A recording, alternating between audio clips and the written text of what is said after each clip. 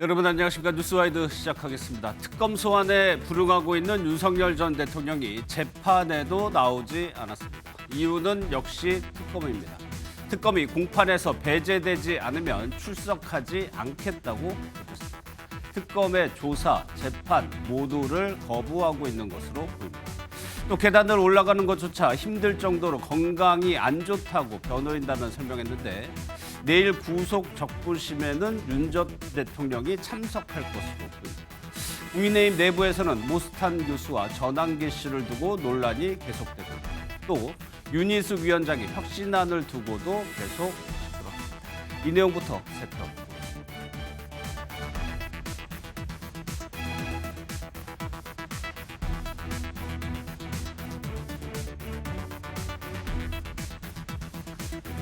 네, 세 분과 먼저 이야기 나눠보겠습니다. 성치훈 더불어민주당 정책위 부의장, 김철현 경일대 특임교수, 이경민 변호사 나오셨습니다. 어서 오십시오. 예. 윤석열 전 대통령이 모스탄 교수와 만나려고 했는데 그 접견이 제한되면서 만나지 못했죠. 뭐 여기서 끝난 게 아니고 편지를 서로가 주고받았다고 합니다. 어떤 내용의 편지였는지 일단 먼저 보도록 하겠습니다.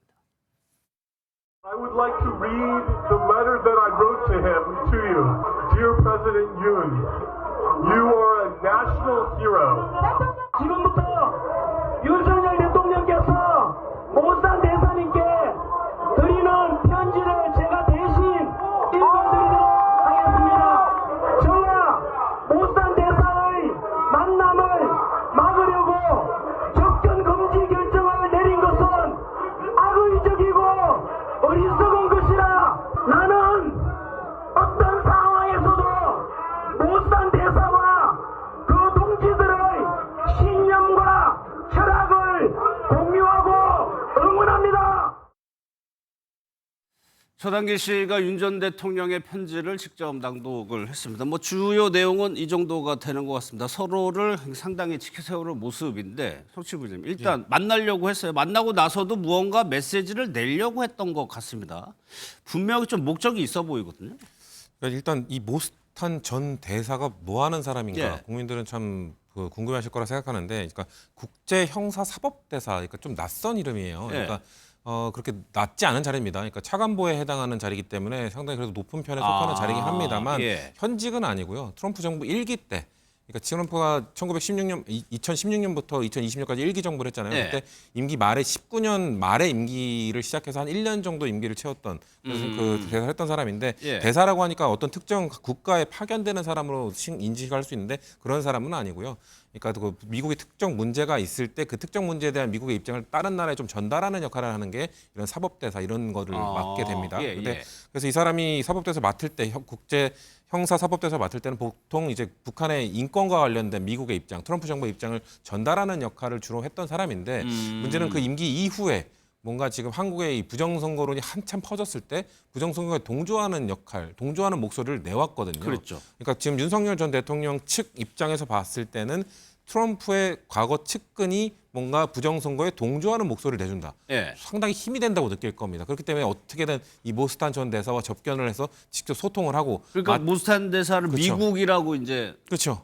보는 건가요? 그러니까 미국의 입장이라고 얘기를 하고 싶겠죠. 그런데 지금 사실 예. 트럼프 정부의 입장을 대변하는 사람은 아니고 트럼프 1기 정부 때 입장을 그렇죠. 대변했던 사람이기 예, 때문에 예. 그렇게 볼 수는 없음에도 불구하고 아마도 이 그 부정선거 음모론자들 입장에서는 이 트럼프의 측근이 부정선거를 인정해줬다. 이런 얘기를 하고 싶은 거예요. 그래서 이 모스탄 전 대사가 사실 윤석열 전 대통령의 비상계엄은 부정선거의 원인을 찾기 위한, 증거를 찾기 위한 비상계엄이었다, 이런 발언까지 했거든요. 예. 그렇기 때문에 어떻게든 이 사람과 만나서 우리가 미국이 지금 인정해주고 있다, 부정선거 음모론을 미국이 인정해주고 있다는 그런 뭔가 프레임을 만들기 위해서 어떻게든 접견을 해보려고 했던 것 같은데, 예. 좀 일단 무위로 돌아간 상태죠. 예, 이제 무위로 돌아갔지만 저런 식으로 네. 해가지고 메시지는 공개를 했습니다. 그러면 김 교수님, 보수를 지지하시는 분들 입장에서는 이런 얘기들이 좋아할까요?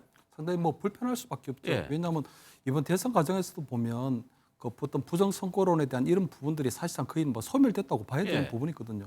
그렇기 때문에 국민의힘에서는 나름대로 이 부정 선거론에 대해서 일정 거리두기를 하고 있지만, 윤석열 전 대통령 입장에서 볼 때는 본인이 비상계엄을 선포할 당시를 정당화시킬 수 있는 부분이 본인이 그때 부정선거를 확인하기 위해서 중앙선거관리위원회에 무장병력을 보냈다는 부분도 있었거든요. 예. 그렇기 때문에 본인이 비상계엄을 선포한 것에 대한 정당화도 만들 수 있고 두 번째는 보면 지금 윤석열 전 대통령 같은 경우에는 본인이 이번에 구속될 때도 밝힌 것처럼 고립무원의 상태거든요. 그러니까 지난번 탄핵 반대할 때까지만 해도 국민의힘 의원들이 탄핵 반대도 하고 또 헌법재판소에서 와서 시위도 하고 했는데 예. 지금은 탄핵되고 난 이후에 일정한 정치적 거리를 두기를 하고 있고요. 그렇죠. 또 본인을 도왔던 뭐 30년 지기 석동현 변호사 같은 경우도 지금 재판한 변호사단에 참여하지 않고 있거든요. 그러니까 변호사들도 떠나고 예. 거기다가 아마 믿었던 어떤 강의구 전 부속실장도 변심하고 예. 또 경호처에 있던 김성훈 전 경호차장도 지금 변심을 한 상태이기 때문에 사실상 윤석열 전 대통령 입장에서 볼 때는 완전한 고립무원의 상태에서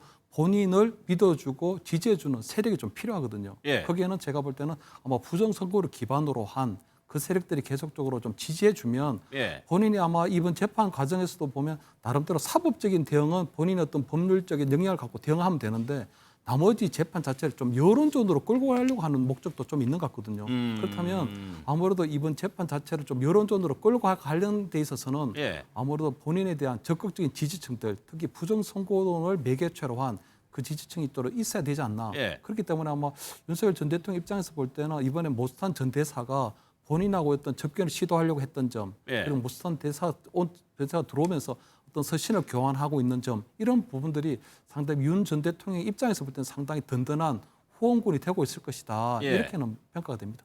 실제로 사진을 보시면은 윤 전 대통령이 직접 손으로 쓴 글씨 자필 편지를 보셨습니다. 급하게 쓴 것 같기도 좀 보여보는데 그 하나만 더 여쭤볼게요. 윤 전 대통령이 검찰총장까지 지낸 법조인이에요. 검사로 살아왔고요. 그런데 말씀하신 것처럼 법의 심판을 받는데 이걸 정치적으로 활용하려 한다. 이걸 어떻게 해석해요? 그렇다 아마 본인이 아마 법률적 지식이 충만하기 때문에 아마 지금 내란죄로 인한 우리 재판 같은 경우에는 최소한 무기징역 이상 되거든요. 유죄가 예. 되면. 그렇기 때문에 그 부분은 어떤 건강 이슈라든가 여러 가지 부분으로 대응을 하면 되는 부분이고 어차피 지금 뭐 어떤 내란 특검에서 소환 조사에 가든 안 가든 그러한 것들은 지금 내란 어떤 죄로 받는 재판보다 더 무거운 중량이 나올 수는 없는 거거든요. 예. 그렇다면 나름대로 이것을 좀 정치 어떤 여론전으로 끌고 가게 되면 부분에 있어서는 나름대로 어떤 정치 보복 프레임이라든가 또는 여러 가지 부분들을 활용할 수 있기 때문에 예. 본인이 볼 때는 저는 지금 이 자체를 사법적인 대응보다는 점점 이 재판 자체를 조금 정치 재판화, 예. 좀 여론 재판화 하려고 하는 부분들이 분명히 있는 것 같거든요.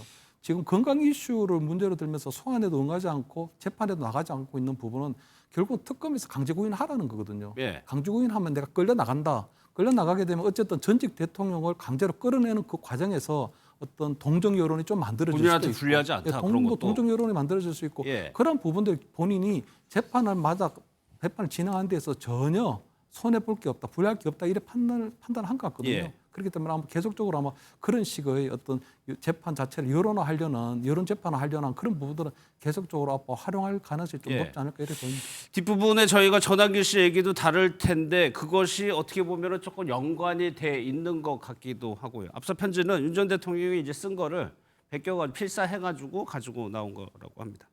오늘 내란 재판이 있었습니다. 재판에는 출석하지 않겠느냐는 전망이 있었지만 오늘 재판에도 출석을 하지 못했습니다. 그러면서 하는 얘기가요. 여러 가지 이유를 댔는데 건강상의 이유를 댔습니다. 그러면서 계단도 못 오를 정도로 건강이 안 좋다라고 얘기를 했어요. 이경민 변호사님. 그렇다면 뭐 재판받는 사람들 중에 건강 안 좋은 사람 많겠죠. 다 안 나와도 됩니까? 사실 이제 건강상의 이유를 들었을 때 이제 그 부분에 있어서는 사실 재판부에서도 이제 들어주는 게 되는데 근데 이제 그게 들어주려면 근거가 있어야 됩니다. 그렇겠죠. 그러니까 네. 이제 진단서가 있어야죠. 의사가 이제 진단을 해준 그 진단서가 들어와야만 재판부 입장에서도 아 이게 출석이 어려울 정도로 지금 건강이 안 좋구나 이런 게 이제 허용이 되는 건데 예. 지금 이제 불출석을 했던 부분은 이제 이전에는 뭐 불출석 사유서도 제출을 했었지만 오늘 이제 불출석했을 때는 이제 그 사유서도 제출을 하지도 않았고요. 예. 그리고 이 부분에 대해서도 이제 진단서도 첨부가 되지 않았기 때문에 사실 어떻게 보면 이제 정당한 이유 없이 이제 출석을 거부했다. 그래서 이런 경우에는 재판부 입장에서도 뭐 납득을 할 수 없는 그런 사유라고 볼 수밖에 없죠. 그게 재판부가 그랬어요. 그러니까 이런 얘기를 하니까 몸이 안 좋으면 해당 자료를 제출해야 한다. 그러니까 그런 자료 제출도 없이 그냥 안 나가겠다고 하면 이런 것이 일반 재판에서도 가능한 상황입니까? 그러니까 그렇게 이제 임의로 나오지 않게 되면 결국 이제 그 부분에서는 재판 절차 진행에 있어서도 본인한테 불이익이 돌아가고요. 그리고 이게 계속해서 반복이 된다면 결과에 있어서도 이제 재판에 어떻게 보면 불성실했다. 예. 그럼 이런 부분들도 이제 형량을 정하는 데 있어서 또 불리하게 작용이 될 수 있거든요. 근데 아마 이제 그런 부분들도 어느 정도 이제 뭐 인지를 한 상태에서 뭐 결국은 이제 뭐 지금의 상태에서는 뭐 내란 특검에 있어가지고 조사에 출정을 하는 부분 그리고 이제 재판을 받는 부분에 있어서도 뭐 본인한테 이제 유리한 부분으로 돌아가는 부분이 없다 보니까 예. 아마 이제 이런 것들을 결국 이제 뭐 사법 시스템으로 이제 대응을 하는 것에 더해서 어떻게 보면 정치적인 메시지도 이제 던지면서 이제 본인이 좀 방어를 하려고 하는 그런 여러 가지 방안들 중에 하나이지 않나. 예. 근데 그게 과연 납득할 수 있는 그런 이제 사유가 되는지 뭐 그런 부분들은 사실 조금 의문이 들고 뭐 앞으로의 그런 부분들에 대한 불이익은 결국 이제 본인이 받을 수밖에 없다 이렇게 예. 생각을 해야 될 것 같습니다. 그러니까 재판 결과의 불이익을 그 전에 그러면 재판부를 존중하지 않는 듯한 모습으로 볼 수도 있는 건데 그러면 특검에서 그랬어요. 구인 영장을 발부해달라고 이 가능성도 있습니까? 이렇게 이제 뭐 진단서를 제출하지 않고 건강상의 이슈를 들게 되면 결국 이제 납득할 수 없기 때문에 그런 피고인 같은 경우에는 재판에 출석할 의무가 있거든요. 예. 출석할 의무가 있는데 본인이 이제 그것을 이제 이행을 하지 않고 있으니까 재판부 입장에서는 구인영장을 발부를 해서 강제로 데려올 수가 있고요.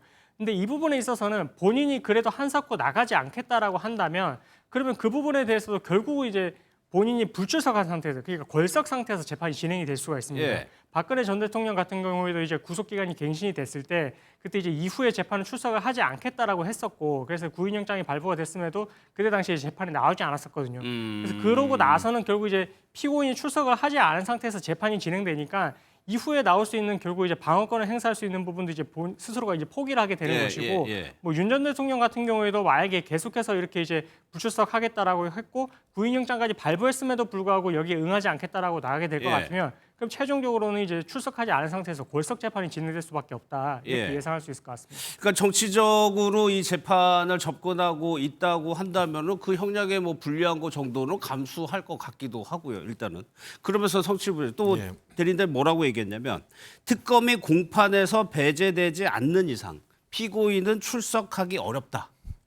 라는 조건을 내걸었어요. 나오지 않- 사실상 불가능한 조건이거든요. 그러니까요. 그러니까 나오지 않겠다는 얘기를 돌려서 한 겁니다. 예. 그러니까 사실상 이루어질 수 없는 조건을 내걸음으로써 내가 불출석하는데 나는 배제된다면 출석할 수 있어. 배제될 수가 없잖아요. 그렇죠. 특검이 주도하고 있는 상황인데 예. 이거를 사실 안 하겠다는 얘기를 돌려서 한 거라고 저는 보고요. 그러니까 아까 다른 패널도 말씀을 해주셨습니다만 지금 최소 내란죄 같은 경우는 최소 무기징역입니다. 그렇기 때문에 그 뭔가 재판에 수사에 비협조적인 태도를 보여서 뭐 가중처벌 이렇게 돼봐야 어차피 최소 무기징역이기 때문에 지금 무기징역에서 사형 아닙니까? 근데 우리나라는 지금 실질적 사형제 폐지 국가이기 때문에 예. 사실상 사형 선고를 받는다 하더라도 무기징역 아니겠느냐? 그럼 어차피 최소가 무기징역이면 내가 비협조적으로 한다고 한들 그러니까 형량의 의미가 없다고 판단하는 거죠. 그렇기 때문에 예. 아까 우리가 처음에 다뤘던 모스탄 전 대사를 어떻게 더 만나려고 하는 점 예. 그리고 아니면 우리가 이후에 다룰 전환길 씨와 뭔가 연관성, 전환길 씨가 국민의힘 입당을 추진하는 점 이런 점 등으로 봤을 때 윤석열 전 대통령은 이 형사재판은 사실상 거의 뭐 자포자기한 상태가 온 거고 왜냐하면 최측근들이 지금 자백을 하기 시작했기 때문에 예. 이거 형사사상 체벌을 뭐 피하기는 어려울 겁니다. 그렇기 때문에 이 여론전으로 가야겠다. 여론전으로 가서 어차피 여론전으로 간다 한들 본인의 형량에 그렇게 큰 영향을 주진 못할 겁니다. 하지만 그럼에도 불구하고 여론재판 이쪽에서는 나의 지지 세력들을 결집시키는 그런 역할 내가 나중에 그 사람들에 의해서 좀 보호를 받을 수 있는 그런 활로를 만들기 위해서라도 네. 여론은 어떻게든 똘똘 뭉치도록 만들어 봐야겠다는 그런 사적 의도로밖에 보이지 않습니다. 예. 내일이면은 이제 구속적부 심사가 열립니다. 오전이었던 것 같은데 열립니다. 여기에는 출석을 현재로서는 하는 걸로 지금 보도가 나오고 있는데 이것도 한번 정무적으로 한번 판단을 해볼게요. 김 교수님. 특검 조사 재판에는 안 나가요. 구속적부심 만약에 나온다면 나올 가능성이 있다고 보세요. 저는 뭐 좀 구속 적부심에 나올 가능성이 좀 낮다고 보이거든요. 예. 왜냐하면 지난 1차 체포됐을 때도 보면 구속 적부심이 기각됐었습니다. 예. 그리고 나중에 이제 구속 취소를 통해서 이제 그랬죠. 석방이 됐는데 이번 같은 경우에도 저는 구속 적부심을 신청을 했지만 실질적으로 구속 영장이 발부될 때하고 커다란 사정 변경이 있는 건 아니거든요. 그렇죠. 그 며칠 예. 상황밖에 안 되기 때문에 그렇기 때문에 구속 적부심을 통해서 실질적으로 권리 구제를 받을 가능성이 좀 낮다고 일단 보이고요. 두 번째 지금 윤석열 전 대통령이 건강상 이슈를 들고 나왔기 때문에 예. 앞으로 내란 재판이라든가 또는 내란 특검의 어떤 소환 조사에 응하지 않을 가능성이 높은데 만약에 내일 구속 적부심할 때 멀쩡한 상태로 와버리면 예. 그 건강상 이슈가 완전히 무색해지는 상황이기 그렇죠. 때문에 예. 저는 내일 구속 적부심에는 마찬가지로 건강상 이슈를 들고 나와서 저는 참석할 가능성이 좀 낮아 보인다. 그 대신에 앞으로 이제 건강상 이슈를 계속적으로 들고 나오기 때문에 아마 내란 재판이나 특검 소환에 있어서 이제 건강상의 문제를 갖고 계속적으로 이제 방어 전략으로 나오지 않을까 저는 이렇게 예. 보입니다. 이게 윤 전 대통령이 직접 나온다는 보도도 있어가지고 뭐 내일 최종적으로 봐야 되겠지만 그러면 이경민 변호사 이 구속 적부심한 심사가 지금 계단도 못 올라갈 정도로 힘들다고 하는데 어느 정도 시간이 걸립니까? 변론에 나오는데? 근데 그게 이제 사건마다 달라가지고 그러니까 보통의 피의자들을 대상으로 했을 때는 사실 이제 정말 짧게 걸린다라고 할 것 같으면 뭐 30분에 뭐 끝날 수도 있고요. 근데 지금 윤 전 대통령 같은 경우에는 이제 영장실질심사 했을 때도 이제 뭐 6시간 정도 이제 시간이 걸렸었기 때문에 예. 구속적부심 청구를 하고 이제 그 심사 과정에 있어서도 제가 봤을 때는 뭐 주장할 수 있는 사유들은 다 주장을 할 걸로 예상이 되거든요. 그래서 뭐 특검에서도 지금 이제 진행되고 있는 내용들이 결국 이제 뭐 내란 사건에 있어가지고 지금 재판이 진행되는 내용하고 이제 동일성이 있다. 그러면서 그 동일성이 있음에도 불구하고 재차 이제 수사를 진행해서 구속한 것 자체가 이제 위헌 위법적이다 이런 주장까지 이제 계속 하고 있는 상태여가지고 예. 아마 구속적부심에서도 그런 내용들을 총망라할 것 같고 그렇게 된다라고 하면은 뭐 영장실질심사까지 시간이 걸리지는 않겠지만 그래도 그에 준하는 뭐 어쨌든 꽤 이제 그 정도로 걸리겠군요. 꽤 걸릴 걸로 예상이 되고요. 예. 그래서 뭐 그에 대한 이제 결과가 나올 때까지도 사실은 이제 밤 늦게 또 이제 결과가 나오지 않을까 이렇게 예상해 볼 수 있을 것 같습니다. 저희가 변호사분들 나오면 꼭 여쭤보는데 개인적인 뭐 의견입니다. 결과 어떻게 예상하세요? 근데 구속적부심에서 인용되려고 하려면 이제 구속이 된 시점과 구속적부심에서 이제 판단하는 시점에 사정 변경이 있어야 됩니다. 예. 예를 들어서 뭐 피해자가 있는 사건은 뭐 합의가 돼야 되고요. 이 사건 같은 경우에는 이제 중요한 그 구속 사유가 증거인멸의 우려였습니다. 그럼 증거인멸의 우려가 과연 해소가 됐느냐라고 판단했을 때는 사실은 이제 이 윤석열 전 대통령이 이제 구속이 되고 나서 말을 바꾸는 참고인들이 많이 있었거든요. 예. 그럼 그럴 것 같으면 결국은 이제 구속이 된 것이 결국은 이제 증거인멸의 가능성을 낮추는 것이 맞았다라는 부분도 이제 방증을 할 수 있는 부분이어가지고 사실 계속해서 이제 영장실질심사 당시와 지금의 상태를 비교를 해봤을 때는 사정 변경이 없고 증거인멸의 우려가 실제로 있었다라는 부분이 어느 정도 간접적으로 이제 표출이 됐다라고 볼 수 있어가지고 예. 그래서 조심스럽지만 아마 이제 구속적부심이 기각이 되고 계속해서 이제 구속된 채로 유지가 되지 않을까 이렇게 좀 전망을 해봅니다. 알겠습니다. 뭐 결과는 뭐 내일 이후에 한번 살펴보도록 하겠습니다. 이런 상황에서요. 윤 전 대통령의 변호인이죠. 김계리 변호사가 유튜브를 개설을 했다고 하는데 이유가 있었습니다. 일단 영상을 먼저 보겠습니다. 여러분 안녕하십니까? 김계리 변호사입니다. 제가 오늘 유튜브 채널을 개설하게 되었습니다. 탄핵 사건을 겪으면서 여러 가지 많은 생각들을 하게 됐고 소추인 측 입장이나 지금 현재 내란 우두머리 사건에서 검찰 측 입장만, 그러니까 검찰 측 주시문만 거의 대부분 다 기사화가 되더라고요. 그래서 그런 부분이 굉장히 보면서 답답해서 이런 부분에 대해서 우리 입장을 말할 수 있었으면 좋겠다라는 생각을 했고 좋아요, 구독, 알람, 댓글은 달지 마세요. 악플은 사양해요. 특검 수사에 대해서 이제 우리 쪽의 얘기를 전달하기 위해서라고 했어요. 그러니까 앞서 저희가 살펴본 대로 뭔가 여론을 강화하는 듯한 모습이거든요. 이것도 그 일환으로 보이고요. 그렇죠. 근데 사실 설득력이 없는 게 그 예. 검찰 측 입장만 표명되고 있다, 기사화되고 있다. 사실 윤석열 전 대통령이 적극적으로 수사에 임하고 그리고 수사에 임할 때 소환 조사에 응할 때 뭔가 그 기자들 앞에서 본인의 입장을 전달하고 방어권 행사라고 보거든요. 저는 뭐 예. 피의자가 방어권 행사하는 건 주어진 권리니까요. 근데 방어권 행사도 안 하고 있고 소환 조사에도 응하지 않고 있고 비협조적으로 하고 있고 그런 상황 속에서 언론이 뭔가 피의자의 입장을 잘 다루지 않는다. 저런 주장을 어떤 국민이 공감하겠습니까? 저는 예. 그냥 김계리 변호사를 통해서 본인들의 이 결집, 뭔가 지금 사실 김계리 변호사도 국민의힘 입당 신청을 한참 전에 했지만 여전히 입당 심사 중이거든요. 사실상 입당 거부당한 거나 다름없거든요. 그러니까 예. 정당 내부에 들어가서 국민의힘 내부에서 저런 활동을 하고 싶었겠으나 그런 것들이 거부당한 상황에 오자 그럼 지지층 결집하기 위해서 강성 지지층 결집을 유튜브라는 채널을 통해서 좀 결집시키겠다라는 의도로 보이고요. 아마 저기서 사실상 윤석열 전 대통령의 스피커 역할을 김계리 변호사나 뒤에 다룰 전한길 씨 이런 분들이 아마 계속적으로 그 역할을 할 텐데 저는 저런 모습, 저 유튜브 채널 개설한 거 보면서 지금 국민의힘 사람들이 아마 답답할 거라고 생각합니다. 김계리 변호사의 목소리, 스피커 볼륨이 커진다는 거는 그만큼 국민의힘에게 안 좋은 소식이거든요. 저는 강성 지지층이 국민의힘으로 가지 않고 저쪽으로 쏠리고 사실상 그 윤석열 전 대통령에 대한 이슈가 점점 계속해서 나오는 거는 절대 지금 보수 진영에 좋은 소식이 아니기 때문에 저 소식을 뭐 저희는 안타깝게 봅니다만 보수 진영에서 더 안타깝게 보지 않을까 저는 그렇게 생각합니다. 일단 구독자가 한 10만 명 정도를 눈앞에 둔 것 같아요. 이 정도면 김 교수님 뭐 반응이 좋다라고들 해석을 하던데 일단은 지지하고 보려는 사람들이 있어요. 이게. 예, 그럼 제가 볼 때 그 첫 스타트는 굉장히 좋은 거거든요. 예. 왜냐하면 어쨌든 지난 뭐 헌법재판소에서 윤석열 전 대통령에 대한 파면 결정이 나기 전까지는 탄핵 반대 여론이 있었던 거 분명하거든요. 예. 그렇기 때문에 파면되고 난 이후에는 그 탄핵 반대했던 그 여론이 좀 잠잠해지긴 했지만 여전히 윤석열 전 대통령 파면당한 윤석열 전 대통령이 굉장히 믿긴 하지만 그래도 굳이 소위에서의 어떤 근황이나 이런 것들은 궁금해하는 그 지지 세력이 있는 건 분명하거든요. 그래서 뭐 예. 저는 김계리 변호사 아마 그 지점을 정확하게 좀 파고든 게 아닌가 하는 생각이 좀 들고요. 윤석열 전 대통령 입장에서 볼 때도 보면 이번에 구속영장이 구속되면서 본인이 고립무원이라는 상태를 얘기를 했는데 어쨌든 본인의 든든한 방어막이 되어줬던 국민의힘은 나름대로 정치적으로 거리를 좀 두고 있는 상황이거든요. 예. 그런데 지금 가장 믿을 수 있는 사람이 보면 김계리 변호사하고 또 한 사람은 전한길 강사거든요. 예. 그렇기 때문에 두 사람을 통해서 나름대로 여론전을 해야 되는데 김계리 변호사 같은 경우 저렇게 TV를 개설해서 나름대로 하게 되면 아무래도 궁금한 지지자들이 들어와서 자꾸 보게 돼 있는 부분이 있거든요. 그렇다면 아무래도 윤석열 전 대통령이 지지자들에게 전달하고 싶은 메시지들이 예. 실시간별로 좀 전달이 될 수도 있고 또 전한길 씨 같은 경우는 지금 국민의힘에 입당된 상태라고 얘기를 하니 예. 그럼 당내에서 나름대로 또 전한길 씨가 할 수 있는 정치적 역할이 또 분명히 있는 거거든요. 그렇기 때문에 윤석열 전 대통령이 나름대로 두 사람을 빅스피커로 하면서 예. 나름대로 여론전을 이제 어떻게 이끌어 나갈지 전략을 짜고 있는 게 아닌가 좀 이렇게 예, 보입니다. 재구속 이후에 이런 좀 흐름들이 좀 도드라지고 있는 거. 일단은 윤 전 대통령 측에서는 김계리 변호사, 뭐 전한길 씨가 가장 대중성이 높고 좀 인지도가 있는 분들이죠.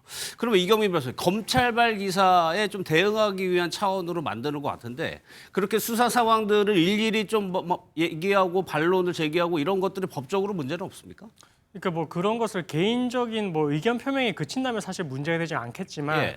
그 과정 중에 뭐 수사의 뭐 내밀한 내용이라든지 아니면 재판에 있어서 내밀한 내용들이 만약에 오픈이 되고 그게 이제 관련자가 있는 내용일 것 같으면 뭐 개인정보보호법 위반, 뭐 명예훼손 이렇게도 이제 갈 수 있는 부분이거든요. 예. 근데 더 나아가서 김계리 변호사가 이제 밝히는 내용들이 윤 전 대통령 관련된 사건 내용에 만약에 이제 해당된다고 할 것 같으면 그러면 그런 부분들이 이제 관련자들의 진술에 있어서도 영향력을 발휘할 수 있다라고 또 생각되는 부분입니다. 아, 관련자들에게. 그렇습니다. 그러면 예. 이제 그런 것도 어떻게 보면 이제 진술에 있어서 이제 뭔가 뭐 진술이 바뀔 수 있는 지점에 있어서는 그런 부분들을 뭐 유지하려고 하는 그런 영향력을 발휘할 수도 있는 부분이라고 생각될 수도 있어가지고 뭐 앞으로 어떤 방식으로 운영될지를 모르겠지만 만약에 참고인들의 진술, 뭐 증인들의 진술에까지 영향을 줄 수 있는 쪽으로 만약에 영향을 미치는 쪽으로 가게 된다면 그런 부분들이 있어서는 결국 윤 전 대통령 재판에 있어서도 불이익으로 또 돌아갈 수 있는 부분이라고 생각이 되는 부분이거든요. 그래서 예. 뭐 앞으로 어떤 방식으로 운영되는지에 따라서 뭐 법적인 문제가 생길 수도 있다 그렇게 볼 수 있을 것 같습니다. 내용에 따라 가지고요. 그렇습니다. 예.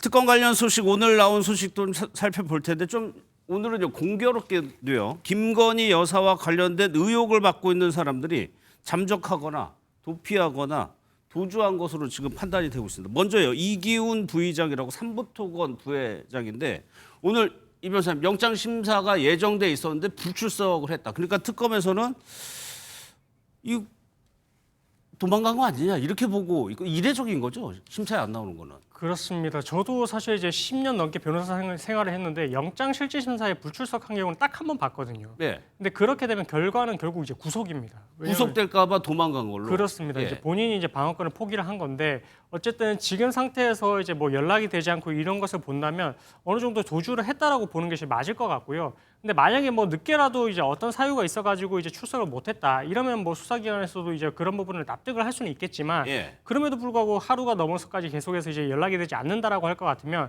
그러면 영장이 발부가 되고 지명수배 조치가 내려집니다. 지명수배. 그렇습니다. 예. 그렇게 된다면은 뭐 만약에 다른 사건으로 뭐 이제 경찰을 마주를 하게 됐을 때 그런 경우에는 바로 이 사람이 도주 중이라는 것이 다 뜨기 때문에 그랬을 때는 이제 즉시 뭐 체포가 돼서 이제 뭐 수사기관으로 인치가 되고 이후에 이제 구치소까지 인치가 되는 그런 식으로 예. 이제 조치가 취해질 것 같습니다. 보면요 김건희 여사의 집사라고 불리는 사람은 이제 해외로 갔죠. 제3국으로 도피를 했다고 합니다. 그래서 인터폴에 적색 수배를 특검이 요청을 했고 원래 조사를 받겠다는 의향을 내비치던 사람인데 도피라고 지금 판단하고 있어요. 그 김건희 여사 집사의 부인은 강남 모처에 또 잠적을 해서 특검에서 잦은 출석을 지금 촉구하고 있는 상황입니다.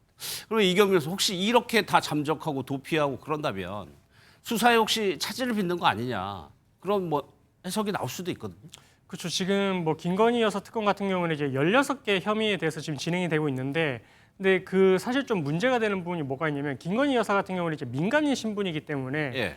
이 연결고리를 지금 이제 찾는 것이 중요합니다. 예를 들어서 이제 뭔가 특혜를 주기 위해서 이제 뭔가 대가 관계를 받았다라고 할 것 같으면 그 특혜를 받고 나서 본인이 이제 그런 부분들의 영향력을 행사할 수 있는 사람과의 어떤 이제 메시지를 주고받았는지, 그럼 그런 내용들의 결국 이제 전제로서 이 특혜를 받았다라고 할 수 있는 그 사람들의 진술이 먼저 나오고, 그 다음에 이제 그것이 김 여사하고 이제 경제적인 공동체의 관계가 있고, 그 다음에 어느 정도 누구에게 영향을 행사할 수 있었는지, 이렇게 이제 차근차근 나아가야 되는 부분이 있는데, 예. 근데 그 연결고리들이 하나씩 지금 계속해서 이제 좀 퍼즐처럼 이제 짜맞춰서 가야 되는 부분이 있는데, 그거를 만약에 지금 도주를 하고 이 특검 진행되는 기간 동안에 막 버티고 이제 만약에 뭐 계속해서 출석을 하지 않는다 이렇게 그러면 된다고 그 할 것 퍼즐 같으면 빠지는 거죠. 그렇습니다. 예. 그러면 이제 다른 관련자들을 통해서 증거를 입수를 해야 되지만, 사실 그게 만약에 이제 충분치 않다라고 하게 될 것 같으면 좀 진행을 하는 데 있어서 이제 좀 문제점이 발생을 할 수도 있을 것 같다. 그래서 최대한 어쨌든 특검에서도 계속해서 이제 신병을 확보를 하려고 하고, 그래서 그런 부분들에 있어서 신속하게 지금 조치를 취하려고 하는데, 예. 좀 이렇게 이제 도주를 하는 부분, 이런 부분까지도 결국 이제 뭐 체포영장이 발부가 되고 여권 무효화까지 되고, 결국은 이제 뭐 입국을 할 수밖에 없는 그런 상황까지 나아가다 보니까 예. 본인이 이제 마지막 수단으로서 이렇게 도주를 하는 그런 조치까지 생각을 한 게 아닌가, 이렇게 좀 추측이 예. 되고 있습니다. 단순히 이걸 가지고 무언가를 판단하기에는 이릅니다만, 성추행부자 일단 네. 뭐 도피하고 뭐 도주 이런 얘기 단어를 듣게 되면 무언가 뭐 죄가 있으니까 피하는 거 아니냐 이런 인상을 좀 받게 돼요. 그렇죠. 그럼에도 불구하고 저들이 왜 도피하고 도주하겠는가? 결국 그 최종 단계에 있는 김건희 여사로 이어지는 그 연결고리를 최대한 끊어보겠다는 심정으로 보이는 것이거든요. 그러니까 사실 김건희 특검이 가장 어려운 부분이 다른 내란 특검이나 이 그 최상병 특검과 달리 가장 수사 진행 상태가 그 더딘 곳입니다. 예. 그리고 이전에 그 수사가 진행된 그 내용이 가장 없던 특검이기 때문에 그 안 그래도 가장 어렵고, 그리고 김건희 여사가 그래도 윤석열 전 대통령이 현직일 때 권력을 갖고 있을 때 최대한 증거인멸을 위해서 상당히 오랜 기간 충분한 시간을 활용했던 그 또 혐의들이거든요.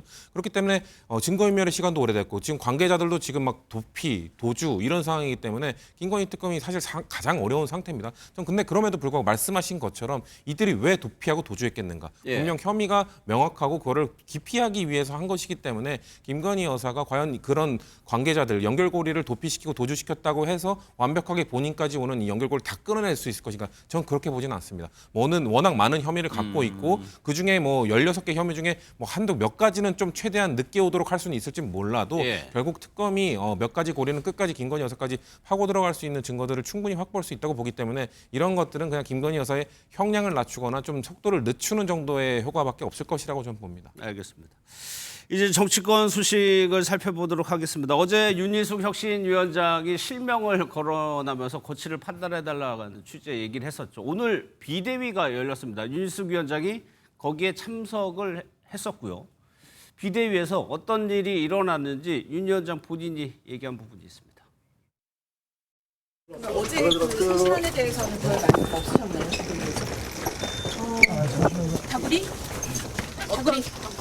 다구리라는 건 안 받아들이겠다는 취지로 다들 말씀하시는데 이동대 때 있었던 얘기니까 그냥 다구리라는 말로 요약하겠습니다. 윤 위원장이 기자들의 질문에 이제 은어로 대신을 했습니다. 이제 문매, 몰매 이런 표현을 얘기인데, 그러니까 김 교수님 상상을 해보면 윤희숙 위원장이 저 표현을 가지고 비대위 회의를 상상해 보면 모든 사람들이 자기를 공격했다 이렇게 봐야 되는 건가요? 그렇습니다. 지금 보면 이제 본인이 혁신위원장이라기보다는 여의도 연구원장이기 때문에 현직이 예. 아마 그 비대위원회의에 참석을 한 것 같고요. 아마 분위기가 굉장히 좀 살벌하고 냉랭했다. 그런 분위기로 한번 얘기를 한 것 같은데, 그 다구리라는 표현이 보면 조폭 영화에서나 나온 단어거든요. 예. 보통 우리가 조금 순화된 일본식 용어로 보면 학교에서 보통 이지메를 했다. 그러니까 어떤 집단적으로 조금 뭐 집단 린치를 당했다는 그런 건데, 예. 다구리라는 표현을 썼다는 건 그만큼 분위기가 험하겠다는 걸 좀 얘기하는 것 같거든요.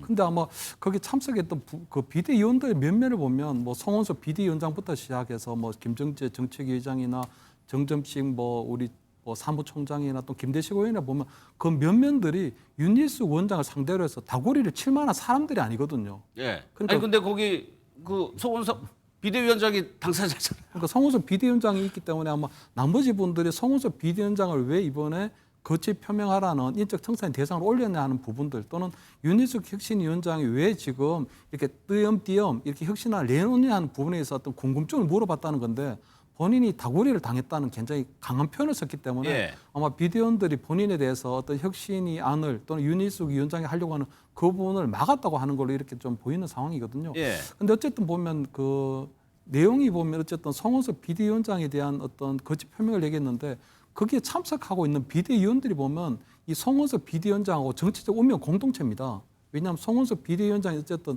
비상계엄이나 또는 탄핵에 대한 사과를 하고 거짓 표명을 하자는 건데 거기 있는 비대위원들도 보면 윤석열 전 대통령에 대한 체포영장이 집행될 때 관저에 갔던 분들이거든요. 예. 그렇기 때문에 사실상 뭐 송원석 비대위원장의 거짓 표명이나 거기 있는 비대위원들이나 똑같은 정치적 공동체이기 때문에 아마 윤희숙 뭐 어떤 위원장이 쏘아 올린 그러니까 뭐 거짓 표명에 대한 어떤 청산에 대한 부분에서 강한 반발심이 있었다는 건 인정하지만 저는 아마 그 분위기 자체가 아마 예. 윤희숙 혁신위원장이 얘기하는 것처럼 다구리를 좀 과하게 칠 만큼 표현했다? 아닌데 예. 좀 표현을 굉장히 강하게 표현했다 이렇게는 보입니다. 오히려 그러니까 말씀하신 것처럼 김대식 의원 같은 분은 오히려 반대되는 얘기를 합니다. 오히려 윤 위원장을 위로하고 격려까지 했다고 하는데 다른 얘기도 한번 들어보도록 하겠습니다.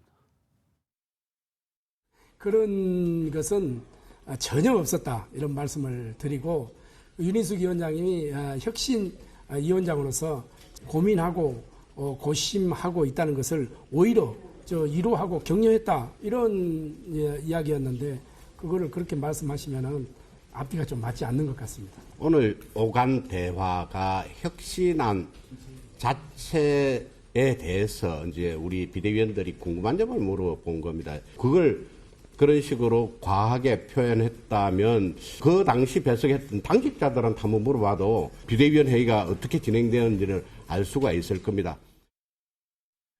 정반대 얘기를 하는 건데 성취문제 그럼 누구 말이 맞는 겁니까 이거? 사실 저 회의에 들어가 보지 않았기 때문에 알 수는 없습니다만 저는 근데 저 두 분의 이야기를 들을 때 보통 아까 학폭 뭐 이쯤에 이 얘기를 하셨으니까 예. 가해자들이 보통 저렇게 이야기하거든요. 가해자들이 그냥 우리 그냥 남자들 뭐 우정의 자리였다. 뭐 좀 격려하고 그런 자리인데 좀 네. 격한 표현이 좀 있었을 뿐인데 그것을 뭐 몰매를 때렸다 이렇게 표현하는 건 너무 과하지 않냐. 보통 가해자들의 입장이 저렇게 표현하기 때문에 저는 사실을 알 수 없습니다만 제가 보통 봤을 때 윤희숙 위원장이 저런 얘기를 처음 했을 때 저는 친윤의 반발이 거셀 건데 네. 저는 틀린 말 하나 없다고 생각하거든요. 책임을 져야 될 사람들을 지적한 것도 처음에 8가지 부분에 대해서 지적한 것도 다 정말 저희 여당 입장에서 봤을 때는 다 하나하나 맞는 말입니다. 근데 저희가 느낄 때도 불안했던 거는 저런 방식으로 저걸 혁신할 수 있을까? 저런 방식으로 친윤을 이겨낼 수 있을까? 그런 의문이 있었죠. 그렇죠. 그래서 예. 저 방식은 분명 어려울 것이다 했는데 그 혁신화 비대위에서 아마도 많은 반발이 있었겠죠. 그렇기 예. 때문에 저는 반발이 아니라 과연 격려를 했을까요? 전 격려라는 말은 전혀 신뢰가 가지 않고요. 아마도 예.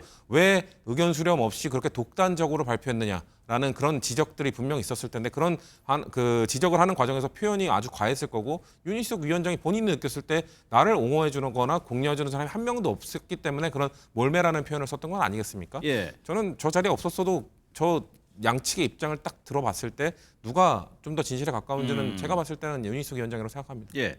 그러면 김 교수님, 윤희숙 위원장은 그렇게 4명을 공개적으로 실명을 거론했을 때 반발을 당연히 예상했겠죠. 네, 당연하죠. 알면서도 했다고 보면 무슨 목적이 있는 거냐. 그래가지고 여러 가지 얘기들이 나오고 있거든요. 일단 제가 볼 때 조금 순수한 의미가 있는 게 어쨌든 혁신위원회를 이번 출범하면서 안철수 의원이 그때 혁신위원장을 맡으려고 하다가 예. 어떤 쌍권에 대한 어떤 인적 정산을 얘기하면서 주장하게 되는데 본인이 아마 이번 혁신위원회를 뛰면서 가장 앞세웠던 게 잘못된 과거와의 단절을 얘기했거든요. 잘못된 과거와의 단절. 그것은 이제 비상계엄과 어떤 대통령 탄핵이라는 부분에 있어서 우리가 단절을 하고 그리고 사과하는 것을 당규 개정에 넣자 예. 했는데 불과 그 이야기가 하고 난 다음에 하루도 지나지 않아서 전한길 씨가 주재하는 어떤 뭐 토론회에 송원석 뭐 비대위원장도 가고 윤상현 의원도 가고 나경원 의원도 하다 보니까 결국 본인이 어떤 혁신위원장으로서 혁신안을 계속 끌고 가는 데에는 한계를 느낀 거거든요. 이건 완전히 본인이 얘기한 것을 완전 정면 도전하는 거니까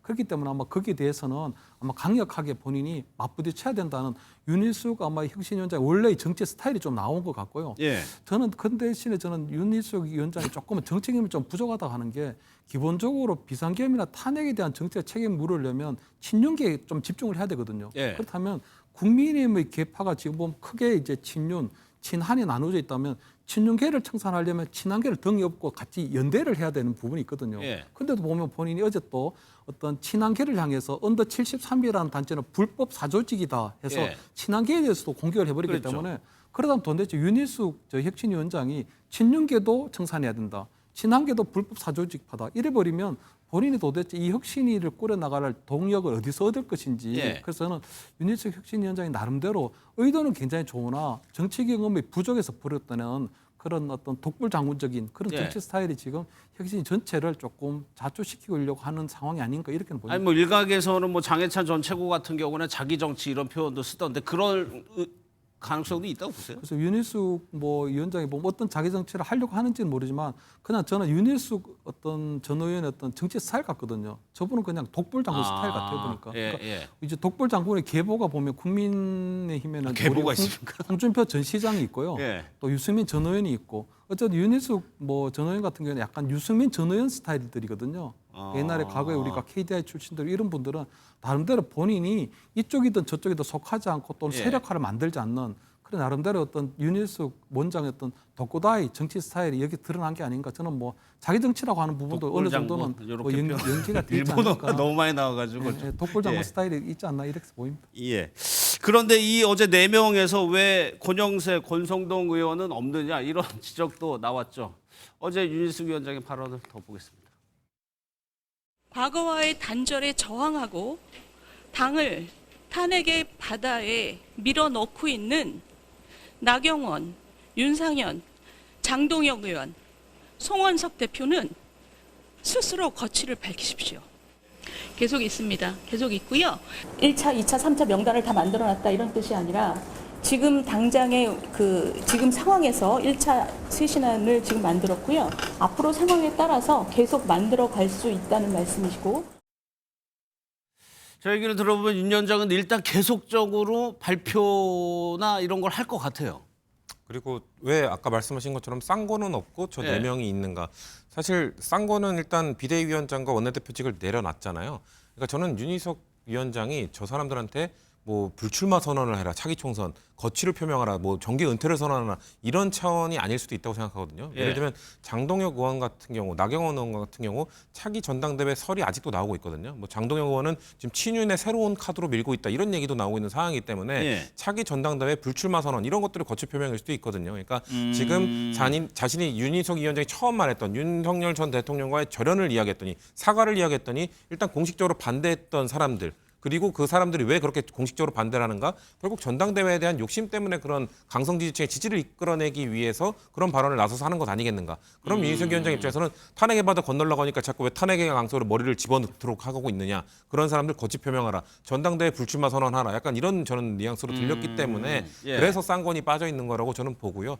아마도 추가적으로 뭔가 발표하겠다. 아마 그 처음에 말했던 8가지 있었잖아요. 예. 8가지 사항 중에 지금 이 4명에 해당하는 건 몇 가지밖에 안 돼요. 그러니까 나머지 8가지 중에서 나머지 사항에 해당하는 사람들을 2차, 3차로 아마 그들에 대한 뭔가 요구, 거취 표명이 될 수도 있고 그들에 대한 뭐 직접적 요구 이런 것들을 추가적으로 자기는 하겠다라는 저는 선언으로 봤습니다. 예, 이 4명이 일단 잠재적 당권 주자들을 겨냥했다는 말씀이시죠. 오늘 마침 장동혁 의원이 저희 MBN 유튜브에 출연을 해서 관련해서요 입장을 밝혔습니다. 그 내용 한번 먼저 들어보겠습니다. 전혀 공감이 안 됩니다. 행사가 있거나 세미나를 개최한다거나 했을 때 원내대표는 그 자리에 가서 축하해주고 격려해주고 축사를 하는 것이 기본적인 책무라고 이런 행사를 계속한다면 나는 이제 다시 윤상현 의원님 그런 행사에는 내가 가지 않겠다라고 얘기를 하고 들어왔습니다. 우리 당은 이번 행사와 직접적으로 전혀 연관이 없다는 점을 도대체 무엇을 위해서 누구를 잘라내고 누구를 쫓아내고 그렇게 해서 지금 우리가 뭐 쇄신도 다 좋습니다마는 우리가 큰 수술을 할 때 깨어나지 못할 정도로 체력이 약해 있으면 링거 맞고 조금 기다렸다가 수술하는 것도 필요합니다. 몇 사람 지목해서 잘라낸다고 해서 국민들이 그걸 쇄신으로 받아들이고 당원들이 바라는 진정한 쇄신이 그걸까요? 김 교수님, 뭐 언급된 분들은 전혀 받아들이지 않고 있어요. 그렇다면 윤희숙 위원장의 이런 혁신안은 좀 별개로 좀 이게 잘 안 되는 것 같은 느낌이 그렇죠. 뭐 들거든요. 어차피 뭐 윤희숙 혁신위원장이 내세울 수 있는 건 혁신 권고안이거든요. 예. 혁신안에 어떤 실행력이 담보돼 있지 않고 강제력이 없는 혁신 권고안이 불과하기 때문에 저는 아마 지금 뭐 이 송은석 비대위원회에서 혁신 권고안을 받아야 할 용의는 있지만 그렇다고 해서 윤희숙 혁신위원장이 직접적으로 누구에 대한 어떤 뭐 거짓 표명을 요구하는 이런 부분에 대해 굉장히 불쾌할 수 있는 상황이라고 보고요. 저는 지금 4명에 대한 어떤 거짓 표명 결국은 다음에 2선 후퇴했다가 다음에 총선에 불출마로 이어지기 때문에 예. 저분들 같은 경우에는 자기의 정치적 어떤 생명이 달려 있는 그런 부분이거든요. 예. 그렇기 때문에 아마 극렬하게 아마 반발을 할 수밖에 없는 부분이 있고 또 하나는 뭐 윤희숙 어떤 혁신위원장이 지금 보면 최고위원제를 폐지하겠다고 했거든요. 그리고 당대표 제왕적 당대표를 두고 최고위원제를 폐지해서 이번 새 전당대회부터 적용하려고 그런 것도 했는데 있었죠. 예. 저는 친윤에서 볼 때는 더 이상 내버려둬서는 안 되겠다고 생각하는 부분이 저는 거기라고 보이는 거거든요. 왜냐하면 지금 사실 국민의힘은 완전 친윤의 세상입니다. 어쨌든 지금 송원석 비대위원장을 비롯한 비대위원들이 친윤으로 구성되어 있고 지금 16개 시도위원장을 뽑게 되는데 그 16개 시도위원장이 내년에 지방선거에서도 공천권을 행사할 수 있는 부분이 있거든요. 예. 근데 그 16개 시도위원장 중에서 서울시당만 빼고 나머지 15개 몽땅 친윤계 인사로 이번에 다 교체가 됐습니다. 그렇기 때문에 내년 지방선거까지는 친윤계가 완벽하게 국민의힘을 조직적으로 장악할 수 있는 그 시스템을 갖추어둔 상태거든요. 예. 그렇기 때문에 아마 이번 전당대회에서는 가급적이면 당 대표가 누가 되든지 상관없이 친윤 지도부에서 볼 때는 9명으로 구성되는 최고위원회가 5명의 친윤 최고위원으로만 구성이 되면 예. 최고위원회를 장악할 수 있기 때문에 그 부분이 가장 중요한데 지금 아마 윤희숙 혁신위원장 같은 경우에는 최고위원제를 폐지해버리자 해버리면 예. 나름대로 그거는 지도부의 구성이 달라질 수 있기 때문에 저는 진윤계에서도 이 부분에 대해서도 굉장히 크게 문제를 삼을 걸로 보이거든요. 예. 그렇기 때문에 아마 저는 어떤 형태로든지 이제 윤희숙 혁신위원장이 더 이상 어떤 인적 쇄신을 중심으로 한 혁신안이 발표되지 않도록 어떤 조치가 나오지 않을까 저는 이렇게는 좀 보입니다. 알겠습니다. 또요, 윤희숙 위원장이 어제 이제 친한계도 좀 겨냥을 했는데 언더 73이라고 읽어야 되나요? 아무튼 개파 이익을 추구하는 의원들 하지 말라는 건데 그 얘기 한번 들어보겠습니다. 우리 당은 계파 싸움으로 무덤을 판 오욕의 역사를 가진 당입니다. 근래에는 친한파라는 계파가 등장해서 지금도 언더 73이라는 명찰을 버젓이 달고 활동하고 있습니다. 의원 107명 전원은 계파의 이익을 추구하는 계파 활동을 근절하고 당의 분열을 조장하지 않겠다는 것을 결의하고 그리고 그 서약서를 국민께 제출하십시오. 이렇게 얘기를 하니까 친한계에서도 뭐 당연히 반발을 했습니다. 김종혁 전 최고 같은 경우에는 이게 뭐 안 맞는다라는 취지의 얘기를 했는데 그 얘기까지 한번 이어서 들어보도록 하겠습니다. 김종혁 전 최고가 그냥 유튜브 하는 거라는 취지의 발언입니다. 사실은 포고문 보는 줄 알았어. 굉장히 강한 톤으로 얘기를 하는데 그게 그 당사자들이 가만히 있겠습니까? 거기에는 윤희숙 의원이 좀 잘못 짚은 것 같아요. 왜 잘못 짚었냐면 뭐 언더 73이라는 건 뭐 박상수, 김준호, 유재화 유재화는 당협위원장이고 박상수나 김준호는 아니 당협위원장도 아니에요. 그냥 유튜브 하는 거란 말이에요. 당내 계파라면 실질적으로 무슨 의원들이라든가 이런 사람들이 당내에서 활동하는 걸 주로 중심으로 얘기할 텐데 그런 면에서 조금 정의에 안 맞는다는 생각이 들고. 그러니까 김종혁 최고의 얘기는 현역 의원들도 아니고 그냥 단순하게 모여서 유튜브 하는 거라는 취지거든요.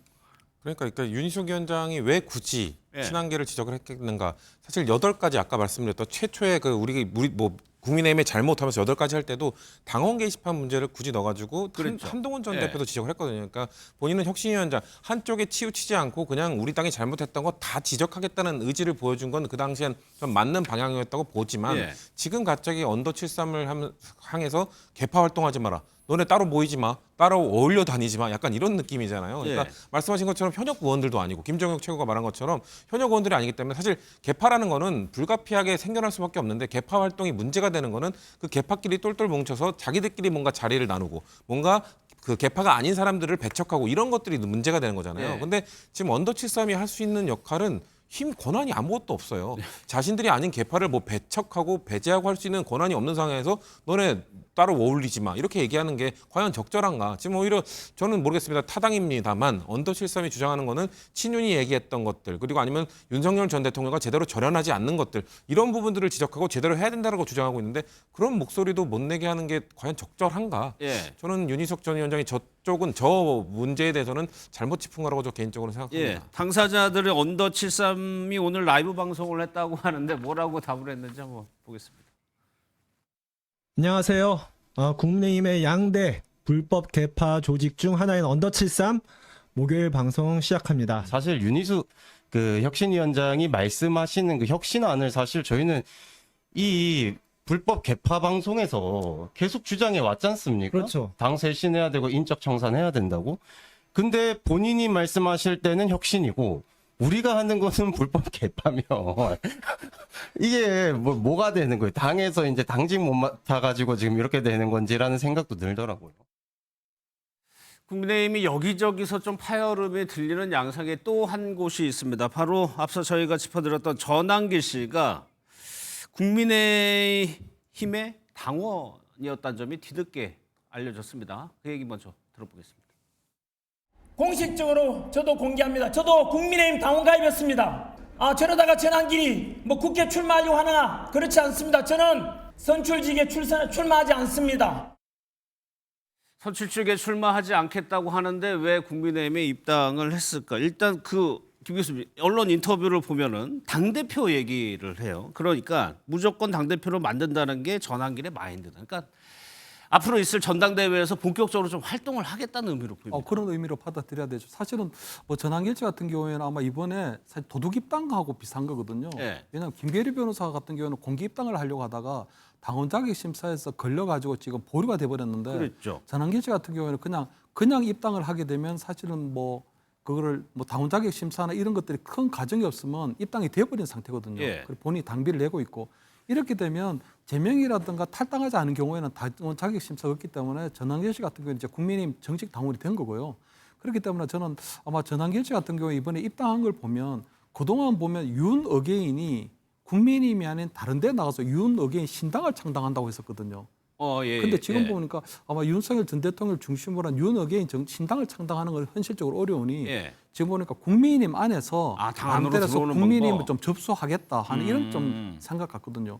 왜냐하면 지금 전한길 씨 같은 경우에는 어제 지금 TV에 나오는 것처럼 토론을 했는데도 불구하고 토론에 지금 송원석 비대위원장이라든가 윤상현 의원이라든가 나경원 의원이라든가 여러 명의 어떤 국민의힘 의원들이 다녀갔거든요. 그렇다면 충분히 국민의힘 안에서도 윤 어게인 신당과 같은 효과를 낼 수 있겠다고 판단한 것 같아요. 그렇다면 저는 아마 전한길 씨 같은 경우는 지금 다음 달에 열릴 아마 우리 국민의힘의 전당대회에 저는 뭐 당대표나 최고위원직에 본인 아니지만 선출직에 출마할 가능성도 있고요. 예를 들면 국민의힘이 최고위원회가 만들어진데 거기에 본인이 전한길 최고위원이라는 간판을 달고 본인이 나올 수도 있고요. 아니면 본인이 미는 어떤 특정한 어떤 친윤계 인사를 중심으로 해서 당대표 선거라든가 또는 뭐 최고위원 선거에도 개입할 수 있다고 보이거든요. 왜냐하면 지금 김계리 변호사도 보니까 유튜브에 한 10만 명 그리고 전한길 씨 같은 경우에도 지금 유튜브를 통해서 한 몇십만 명 정도가 되기 때문에 그런 분들이 굉장히 저 정도면 가능합니까? 굉장히 강성 팬덤이고 그런 분들이 강성 팬덤들이 전체적으로 아마 국민의힘 입당을 해서 책임 당원이 된다면 상당한 조정력이라든가 영향력을 끼칠 수 있는 건 분명한 사실이거든요. 그렇기 때문에 저는 아마 국민의힘의 어떤 친윤 지도부와 그리고 전한길 씨가 나름대로는 그런 큰 차원에서는 어떤 전략적 연대가 만들어질 수도 있지 않을까. 그렇기 때문에 저는 전한길 씨가 이제 바깥이 아닌 국민의힘 안에서 나름대로 윤 어게인을 실현하려고 하는 그런 구상을 갖고 있는 것처럼 이렇게는 보입니다. 입당 소식이 알려지니까 여기저기서 이제 반대 목소리가 나왔죠. 그래서 이제 이 부분을 이제 물어봤습니다. 어떻게 입당이 된 거냐? 어떻게 대답을 했는지도 한번 들어보겠습니다. 오늘 비대위에서 그 부분이 논의되진 않았고요. 입당에 대해서는 온라인으로 입당을 하시는 분들이 많기 때문에 저희가 일일이 그분들이 입당을 하셨는지 나중에 추후적으로 실명을 확인을 해봐야 되는 문제이거든요. 또 당이라는 것이 건전한 토론이 바탕이 되고 생각이 일부 다르다고 해서 그분들의 입당을 막을 수도 없는 것이 현실입니다. 그래서 입당을 막을 수 없다는 취지로 이제 얘기를 했는데 왜 그러냐. 앞서도 김계리 변호사 얘기했지만 그때는 입당이 보류된 걸로 제가 알고 있거든요. 그러니까 막을 수 있는 방법이 있다는 거 아닌가요?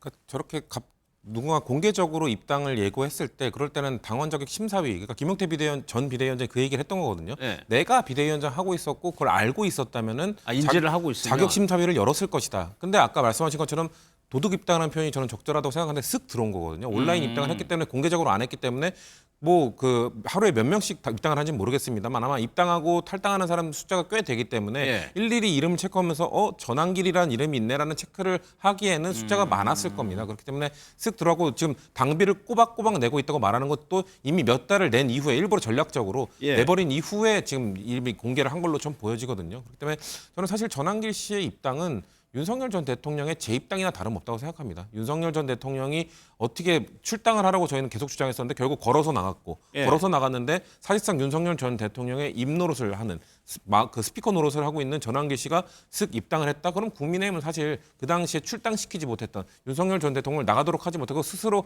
걸어 나가도록 했던 그 업보가 지금 전 돌아오고 있는 거라고 보거든요. 예. 아까 말씀하신 것처럼 전당대회 때 지금 몇만 정도의 그 숫자가 될지 모르겠습니다만 지금 국민의힘 지지율이 상당히 계속 하락하고 있는 상황에서 하락하면 하락할수록 국민의힘 전당대회에 관심을 갖고 참여하는 사람의 숫자는 적어지거든요.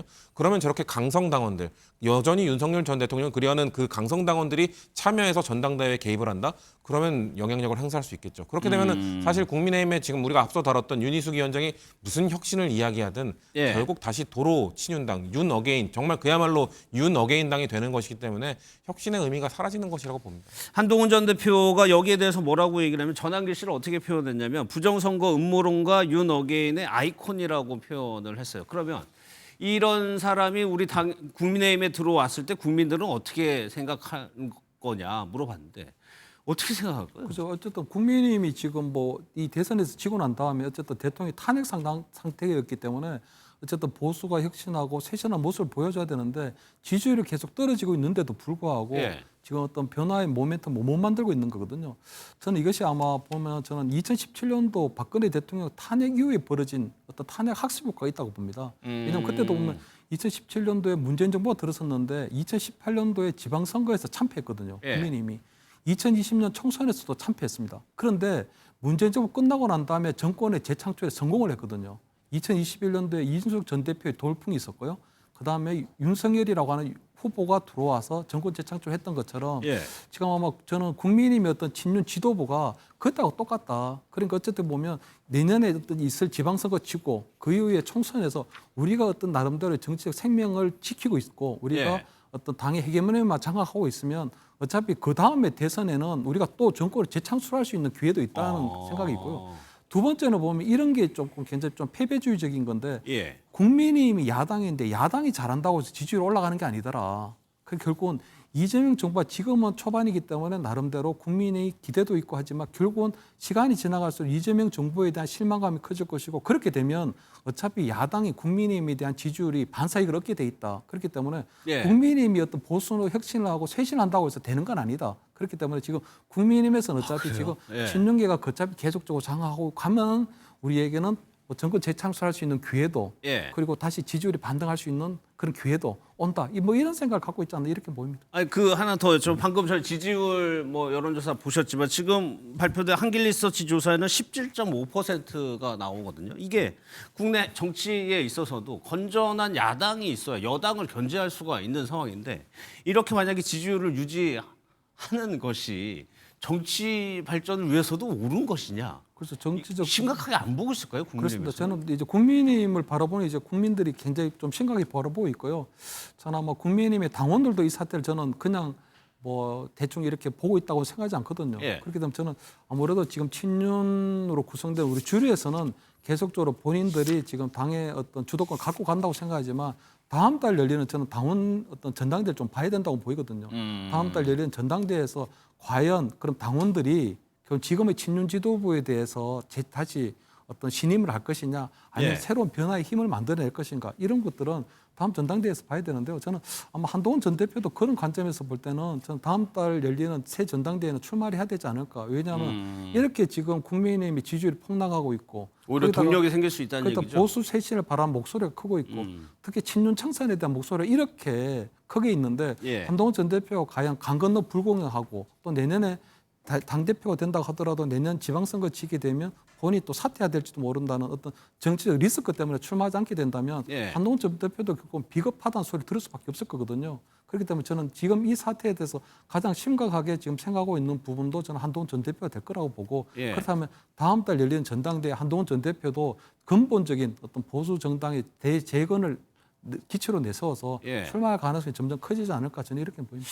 안철수 의원이 이제 친길계라는 표현을 썼을 때 뭐 저는 웃어 넘겼습니다만 실제로 송 부회장 보기에 지금 이런 전환길 씨 위주의 그런 세력화가 가능할 것 같다는 생각도 들고요. 전 친길계가 아니라 그럼 친윤계, 구주류계, 네. 지금 현 주류계도 하죠. 그러니까 이분들을 대체 어떻게 호칭해야 될지 참 어려운데 과거엔 친윤계로 불렀지만 지금 윤석열 전 대통령이 없으니까 그냥 주류계라고 하겠습니다. 주류 예. 세력들, 주류 세력들의 그냥 전환길이라는 스피커가 더해진 겁니다. 그러니까 전환길 씨를 중심으로 당이 아마 운영될 게 아니라 기존의 기득권을 공고히 하고 있는 친윤 세력들. 근데 그들이 뭔가 윤석열 전 대통령에 대한 메시지를 내는 거는 그래도 좀 부담스러워하고 있거든요. 예. 절연은 하는 거에 대해서 반대하더라도 사과하는 거에 대해서는 반대하더라도 뭔가 윤석열 전 대통령을 옹호하는 발언 이런 것들은 부담스러워하고 있었는데 그런 메시지를 내줄 사람이 지금 당에 들어온 거죠. 그렇기 때문에 아마 전환길계가 새로 생기는 것이 아니라 그 친윤계가 좀 더 우클릭을 하게 되는 현상이 나타날 거라고 저는 봅니다. 알겠습니다.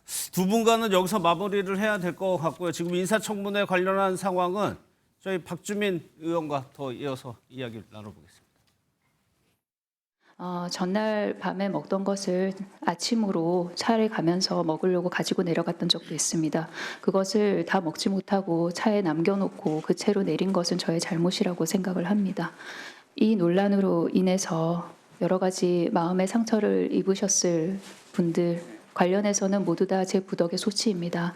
다시 한번 심심한 사과를 드리는 그 카피 킬러라 그럽니까? 그걸로 하니까 뭐 이거 독사율이 너무 높게 나왔잖아요. 카피킬러는 계속 자료가 같이 겹쳐지기 때문에 유사 자료가 겹쳐질 때마다 그 유사율이 높아집니다. 지금 언론에 보고되고 있는 그런 것들은 학계의 상황을 이해하지 못한 상황에서 나온 결론으로 네, 민주당 박주민 의원과 정치의 현안들을 짚어보도록 하겠습니다. 어서 오십시오. 예. 네, 안녕하십니까. 지금 청문회 저희가 이제 요약해서 영상을 준비해 드렸는데 지금 네. 강선우 후보자하고 이진수 후보자 대통령실에 혹시 기류를 좀 들으신 게 있어요? 글쎄요, 뭐 언론을 통해서 접하는 것 이외에는 특별히 없고요. 그런데 언론 보도도 지금 계속 엇갈리게 나와서 그렇더라고요. 정확히 알 수 없다. 이게 사실인 것 같습니다. 예. 다만 방금 전 보도를 보니까 이제 금요일 이후에 정무수석실을 중심으로 해서 종합 보고를 대통령께 드릴 것이다. 이렇게 되어 있더라고요. 그래서 예. 아마 종합적인 보고가 이루어진 후에 정무적 판단 등이 이루어질 것 같다. 이 정도는 말씀드릴 수 있을 것 같습니다. 그러니까 청문회 과정에서 무언가 결정하고 판단하는 건 좀 부담스러워. 아무래도 측면이 이제 있는 겁니까? 아무래도 이제 청문회 자체가 아직도 좀 몇몇 장관들에 대해서는 진행이 되고 있는 상황이고요. 예. 대통령실 입장에서는 전체적인 고려라는 측면도 필요하지 않겠습니까? 개별 장관도 개별 장관이지만 그래서 금요일 이후에 이제 종합 보고가 들어가면 개별 장관들에서 제기됐던 여러 가지 문제점들 그리고 전체적인 측면에서의 고려 이런 것들이 함께 이루어질 것이라고 생각됩니다.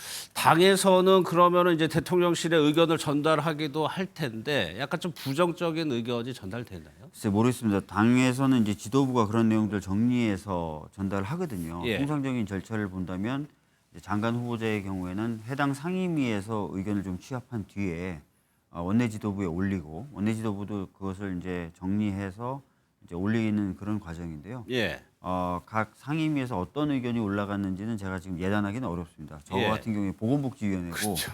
장관 인천이 내일 진행됩니다. 그래서 다른 상임위에서 어떤 의견을 정리해서 올렸는지는 제가 알 수는 없습니다. 근데 저희가 이번 주에 이제 박지원 의원부터 해가지고 이제 뭐 복귀한 건 여러분의 현역 의원들 분께 이런 질문을 들어보면 조금 이렇게 곤란해 하시던데 뭐 특별한 이유가 있을까요? 사실 뭐 몇몇 장관들의 경우에는 이제 청문회에서도 시원하게 좀 해명이 안 된 부분이 있다라고 평가가 되기도 하고 또 몇몇 장관들에 대해서는 시민단체를 포함해서 몇몇 또 외부 단체들에서 적극적인 반대 입장도 그렇죠. 나오기도 하니까 그런 것들까지 좀 포함해서 아마 판단을 하셔서 그런 말씀들을 하시는 것 같고 여튼 말씀드릴 수 있는 것은 그런 내용까지도 아마 포함돼서 대통령실에 보고가 될 것이다. 이미 우상호 정무수석도 얘기했지만 무겁게 보고 있고 좋은 얘기 안 좋은 얘기 다 보고가 들어가고 있다라고 했거든요. 그러니까 아마 그런 내용들 가지고 신중한 판단들이 주말 사이에 있을 것 같다 이런 말씀드리겠습니다. 박 의원님 말씀하셨지만 이제 보건복지위원장으로서 이제 정은경 후보자 내일 인사청문회 하셔야죠. 의혹이 이제 크게 두 가지예요. 그전에 뭐 후보자들이 다 청문회에서 소명을 열심히 하겠다는 취지로 했는데 정은경 후보자도 좀 의혹 해소가 가능할 거라고 보세요? 일단은 이제 크게 제기되고 있는 의혹이 주식거래 의혹, 그러니까 남편의 그다음에 농지를 과연 적법하게 보유했는가, 농지법 위반 여부 이렇게 두 가지가 제기되고 있는데요. 두 가지 모두 아마 내일 청문회에서 크게 쟁점이 되면서 소명이 이루어질 것으로 보여지고요. 저희가 간접적으로 전달받은 내용을 토대로 좀 말씀을 드린다면 어느 정도는 소명이 되지 않을까 이렇게 예측하고 기대하고 있습니다. 일단은 뭐 받아본 거에 따르면은 그러니까 추가적, 그러니까 청문회 과정에서 그 제기된 의혹 말고 추가된 의혹이 나오면 좀 힘들어지는 것 같아요. 뭐 그 정도의 어떤 의혹이 있다면 방금 말씀하셨던 대로 추가적으로 제기되고 그것이 청문회 과정에서 소명되기 어려울 정도의 의혹이라면 벌써 아마 언론에서 좀 보도는 됐겠죠. 근데 아까 말씀드렸던 것처럼 정은경 후보자에 대해서 제기되고 있는 의혹은 크게 두 가지고요. 주식 보유하고 농지법 위반인데 이 부분은 현재까지 제출된 자료를 토대로 봤을 때도 어느 정도 소명은 가능한 것으로 보여지고 또 본인도 내일 적극적으로 소명하겠다고 하고 있는 만큼 내일 청문회를 좀 지켜봐야 되겠네요. 의대생들이 이제 1년 6개월 만에 돌아왔습니다. 의원님께서도 직접 좀 관여를 하시고 설득 많이 관여했죠. 엄청 많이 관여했죠. 가장 결정적인 설득에 가장 결정적이었던 건 뭐였다고 보세요? 사실 의대생들의 복귀를 위해서 신경 써야 될 부분은 크게 이제 두 가지였던 것 같습니다. 이 논의 과정에서는요. 첫 번째는 의대생분들이 정치권에 대해서 신뢰가 많이 없어졌어요. 그러니까 특히 전 정권의 경우에 대화 상대방으로 과연 인정할 수 있겠느냐 정도의 수준으로 불신이 컸고요. 그래서 그런 어떤 부분을 극복하고 대화의 상대방으로서의 최소한의 신뢰를 받는 것 이것이 하나의 과제였습니다. 또 하나는 의대생들조차도 그 내부의 의견이 굉장히 다양하게 분포하다 보니까 그 내부의 의견들을 통합해내는 과정 자체가 또 어려웠던 측면이 있습니다. 그래서 양 측면에서의 어려움이 있어서 충분한 시간과 기회를 가지고 접촉을 해나갔고 그런 것들이 어느 정도 이루어지다 보니까 이번에 이제 복귀 선언이 있었던 것 같습니다. 이제 전공의 복귀도 이제 논의가 되고 있는 걸로 알고 있는데 먼저 좀 환자 단체 얘기를 들어보면은 뭐 사과가 선행돼야 되는 거 아니냐 이런 얘기들도 하더라고요. 이 문제는 어떻게 지금 접근하고 있어요? 그러니까 전공의 분들이 이제 이탈한 원인과 배경은 충분히 이해가 되죠. 왜냐하면 정부가 충분한 상의나 논의 없이 그리고 심지어는 근거도 제시하지 못하면서 2,000명 증원이라는 걸 했고 그 이후에도 강경일변도로 대응했었고 심지어는 작년 12월 3일 날 전공의 등을 처단할 대상으로 포고령에 넣어서 포고령을 발표했죠. 그러니까 전공의들 입장에서는 돌아오고 싶어도 돌아오기가 참 어려운 상황으로 계속 만들어져 갔던 측면이 있습니다. 그러나 어찌됐든 간에 전공의들의 이탈로 환자분들, 국민분들이 불편을 겪으시거나 또는 위험한 상황에 놓여지게 됐던 것도 사실입니다. 그래서 이런 부분에 대해서 의대생들이 충분히 인지하고 그런 부분에 대해서 국민들께 적절한 충분한 유감 표명이나 사과 표명은 좀 있어야 된다고 보는 사람입니다. 아마 그런 것들이 이제 복귀하게 된다면 과정에서 이루어지리라고 기대하고 있습니다. 앞서 저희가 모스탄 교수 전 대사 모스탄이요? 서울시에서 강연을 할 계획이어서 이거를 의원님이 먼저 공개. 왜 그러냐면 서울시에서 공식적으로 초청을 했던 사안이죠. 그랬다가 논란이 되니까 뒤늦게 취소한 거고요. 심지어 저희들이 확보한 자료에 따르면은 그 행사에 오세훈 시장이 축사를 하는 것으로 되어 있었습니다. 오 시장도 나오고요. 근데 아시다시피 이 모스탄이라는 사람이 하는 주장이 크게 두 가지인데 하나는 대한민국에서 치러졌던 많은 선거가 부정선거다라는 것이었고요. 그렇죠. 두 번째는 우리 대통령님이 소년범이었다라는 의혹을 제기하는 거예요. 근데 또 잘 아시겠지만 그동안 수많은 사건에 관련돼서 검찰과 경찰이 수사하고 법원이 판결을 내렸지만 부정선거라는 것을 뒷받침할 만한 근거는 없었다는 게 우리 네. 공적 기관들의 최종적인 결론 그렇죠. 아니겠습니까? 그럼에도 불구하고 이 선거들이 부정선거다라고 얘기하는 것 자체가 우리나라의 민주적인 질서 또 선거 질서를 훼손하는 것이고요. 예. 우리 대통령님이 이제 소년범이었다라고 하는 것은 과거 대선 때, 그러니까 3년 전 대선 때 국민의힘 중심으로 많이 제기가 됐었는데 이게 제가 이제 법사위 간사일 때 그 당시 여당과 합의해서 법무부로부터 제출받은 자료에 의하면 전혀 근거 없는 의혹이다라는 것이 확인이 됐거든요. 그래서 사실은 3년 전부터 국민의힘 측에서는 이 부분에 대해서 더 이상 얘기를 하지 않아요. 더 이상 얘기 안 합니다. 그때 이미 확인이 됐기 때문에 기자회견도 했거든요. 그때. 근데 그런 허위 사실 또 거짓 정보임이 분명한 것을 특별한 근거도 없이 뭐 간증이 쌓여 있기 때문에 뭐 증명될 수 있다. 뭐 이런 얘기를 하는 사람을 예. 세금을 들여서 서울시가 공적으로 초청을 하고 거기 서울시장에 가서 축사를 하겠다? 터무니없는 일이고요. 말도 안 되는 일이고. 그래서 이제 행사가 취소됐는데 저희 은평에 있는 한 교회에서 이 사람을 초청을 해서 이제 강연을 하겠다 그래서 저희가 또 오늘 기자회견 등을 통해서 그런 행사는 취소돼야 된다고 입장을 밝혔죠. 지금 윤 전 대통령이 뭐 서신까지 공개를 하면서 네. 뭐 여론전의 성격이 짙어 맞습니다. 보입니다. 예. 이렇게 그리고 또 특검 조사나 재판은 안 나오고 있어요. 맞아요. 어떤 의도가 있을까요? 잘 아시겠지만 헌재에서도 윤 전 대통령의 이 부정선거 의혹에 대한 내용이 다뤄졌었죠. 예. 근거 없는 주장이다라고 판단이 됐었죠. 그리고 아까 말씀드렸던 대로 과거에 부정선거 관련돼서 수사했던 수사기관이나 재판했던 법원이 근거 없는 의혹이다라고 다 판단을 했죠. 예. 그리고 본인이 임명한 선관위 사무총장, 본인 대학 친구잖아요. 부정선거 아니다라고 그렇게 항변을 하지 않습니까? 그런데도 여전히 일국의 대통령이었던 사람이 심지어 그 시스템에 의해서 본인이 당선됐던 사람이 예. 이런 내용을 주장을 계속한다는 게 정말 참담한 거고 유일하게 의도라고 생각할 만한 건 정치적인 선동이죠. 그러니까 여론전으로 그렇죠. 그냥 여론전이고 몰고 가는, 본인이 했던 주장이 아마 이제 특검 등에 의해서 다 부정당하는 상황을 또 한 번 맞닥뜨릴 테니까 예. 외국의 어떤 사람의 주장 이게 근거다라는 식으로라도 자신의 이전 주장을 뒷받침하고 싶었을 거예요. 예. 그러면 지금 또 뭐 윤 전 대통령이 법에 대해서 잘 아니까 모든 절차에 대해서 이제 제동을 걸려고 하고 있어요. 그럼 특검의 입장, 법원의 입장에서 계속 이거를 놔두는 게 적절한가도 있고 아니죠. 다른 방법이 좀 아니죠. 있을까요? 그래서 지금 뭐 구인 등을 통해서 이제 조사를 하려고 하는 거고요. 이런 식의 주장이 계속 이어진다면 아마 이런 혐의조차도 추가 혐의로 포함이 돼서 수사를 받아야 될 수도 있습니다. 여전히 계속 허위 사실을 유포하는 거지 않습니까? 공무를 방해하는 것이고요. 그런 것도 아마 각오해야 될 것이라고 생각합니다. 예. 당 대표 이제 전당대회 얼마 안 남았죠. 좀 한 3주 남았습니다. 네, 물밑에서 상당히 경쟁이 치열합니까? 예, 뭐 지금 정청래 의원이나 박찬대 의원 모두 다 당원들로부터 폭넓은 사랑을 받고 있는 사람들이다 보니까 백중하게 지금 경쟁하고 있는 것 같습니다. 예. 이번에 좀 가벼운 질문 하나 드리고 한준호 의원 친하신 거 맞죠? 친하신 거 맞죠? 예, 제 동갑내기 친구로서 상당히 친하고 뭐 어제도 오늘도 연락하고 그렇게 지내는 사람. 한준호 의원 인터뷰 같이 한번 볼까요?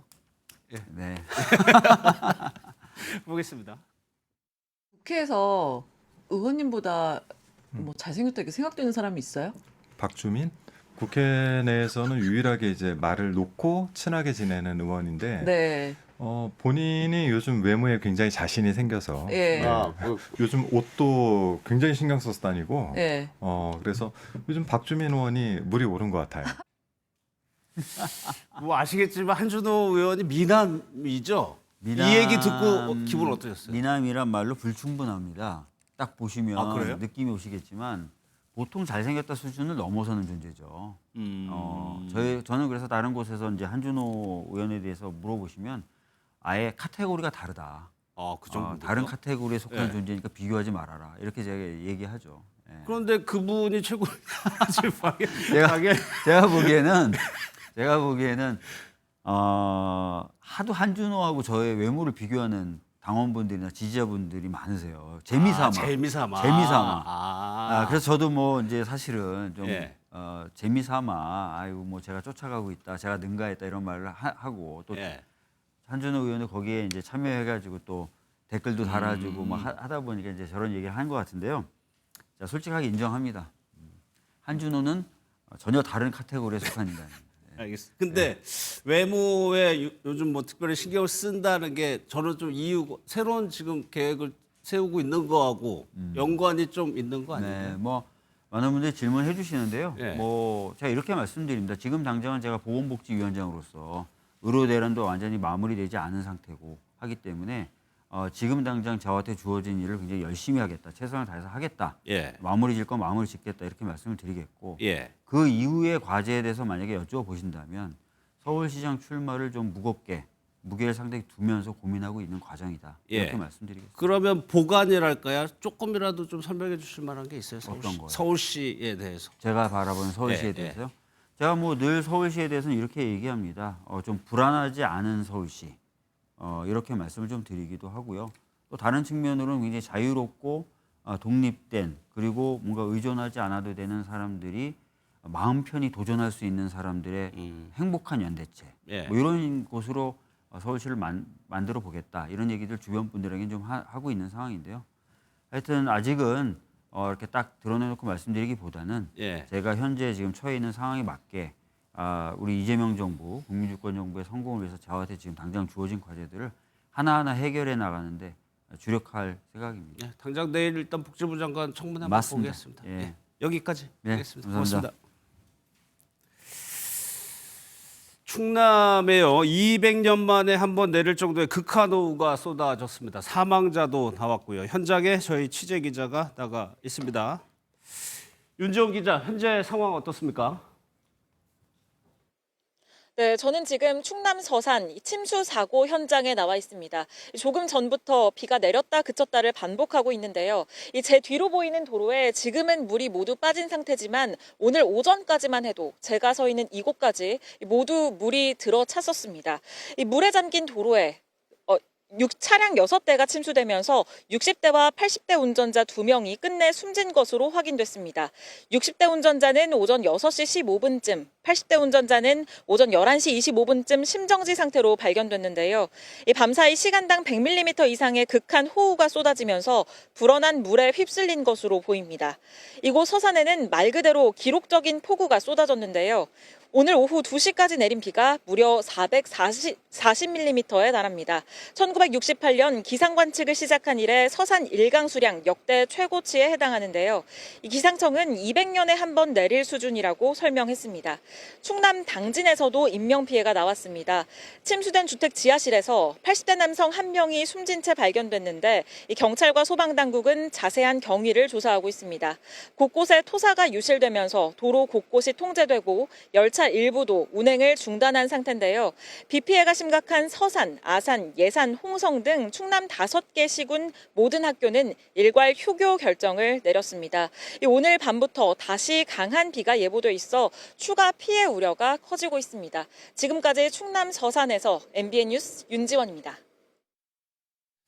네, 세 분과 사건 사고 소식 살펴보겠습니다. 김유진 아나운서, 이웅혁 건국대 경찰학과 교수, 이경민 변호사 나오셨습니다. 어서 오십시오. 네. 안녕하세요. 지금 폭우 피해가 만만치 않습니다. 저희가 좀 영상으로 좀 정리를 해봤습니다.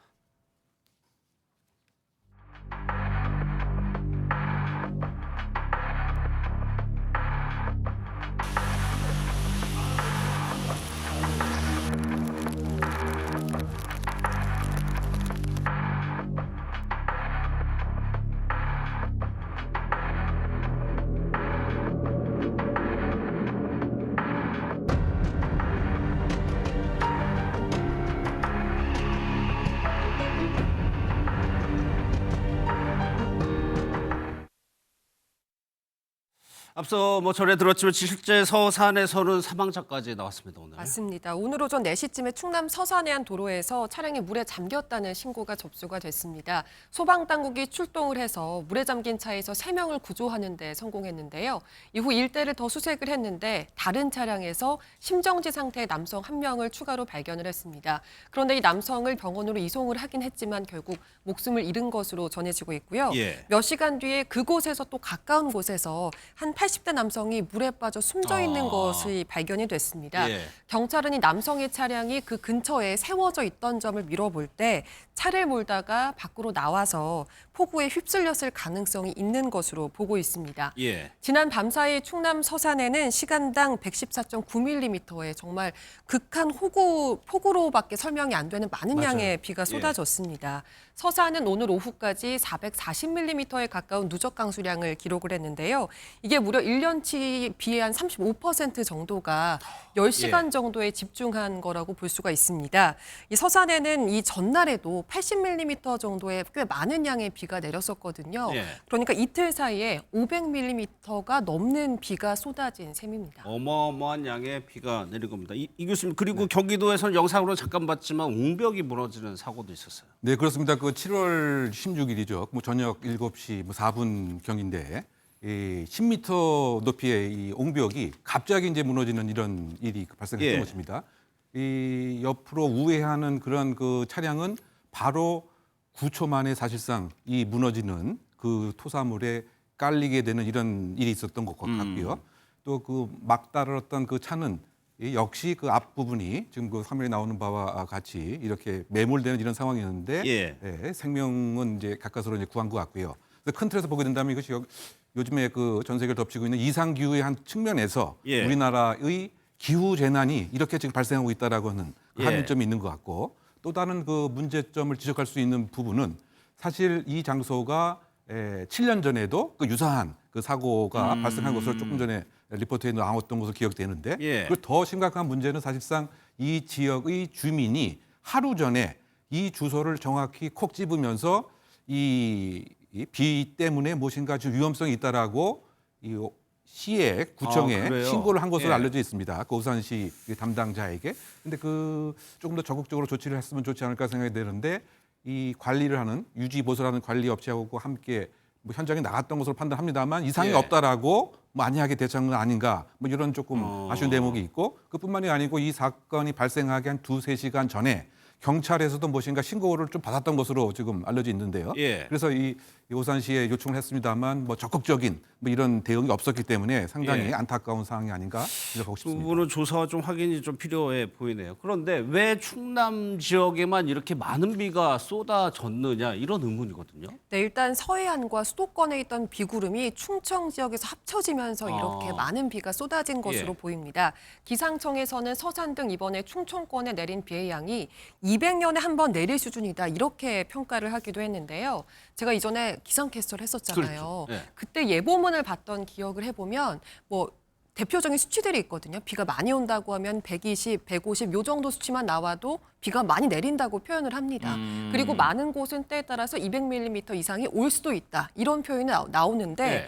뭐 300 이상은 나오지도 않는 거의 그런 수치거든요. 근데 이번에 보면 홍성이나 태안은 300mm가 넘었고 서산은 400이 넘었어요. 예. 그 말은 많이 내린다고 했던 그 기준의 한 2배, 두세 배가 많게는 되는 3배 정도가 예. 그것도 단기간에 집중이 내려서 된 거니까 정말 비가 무서울 정도로 많이 왔다고 말을 할 수 있을 수준인 것 같습니다. 예. 지금 당진이나 서산, 태안은 도심도 물에 잠긴 곳이 많고 도로 통제되는 곳 많다고 하고요. 또 열차 운행이 중단된 곳들도 있다고 합니다. 그러니까 이 지역에 계신 분들은 기상 정보도 보셔야겠지만 이제 이런 내용도 잘 파악하고 그렇죠. 살피셔야 할 것 같습니다. 그럼 이호 교수님, 지금 이 날씨가 언제까지 이렇게 됐느냐가 궁금해지는 건데 남한다는 얘기도 있고요. 어떻게 된다고? 네, 합니까? 지금 뭐 예측컨대 그 충남에서 남쪽으로 극한 호우가 이동될 가능성이 크다. 예. 특히 그 뭐 지리산 인접한 지역에서는 300m 시간당 이상의 호우가 내려질 것으로 예상이 되고 있는 뭐 이런 그 상황인 것 같습니다. 그래서 저는 그 이동에서 아까 잠깐 언급을 했습니다만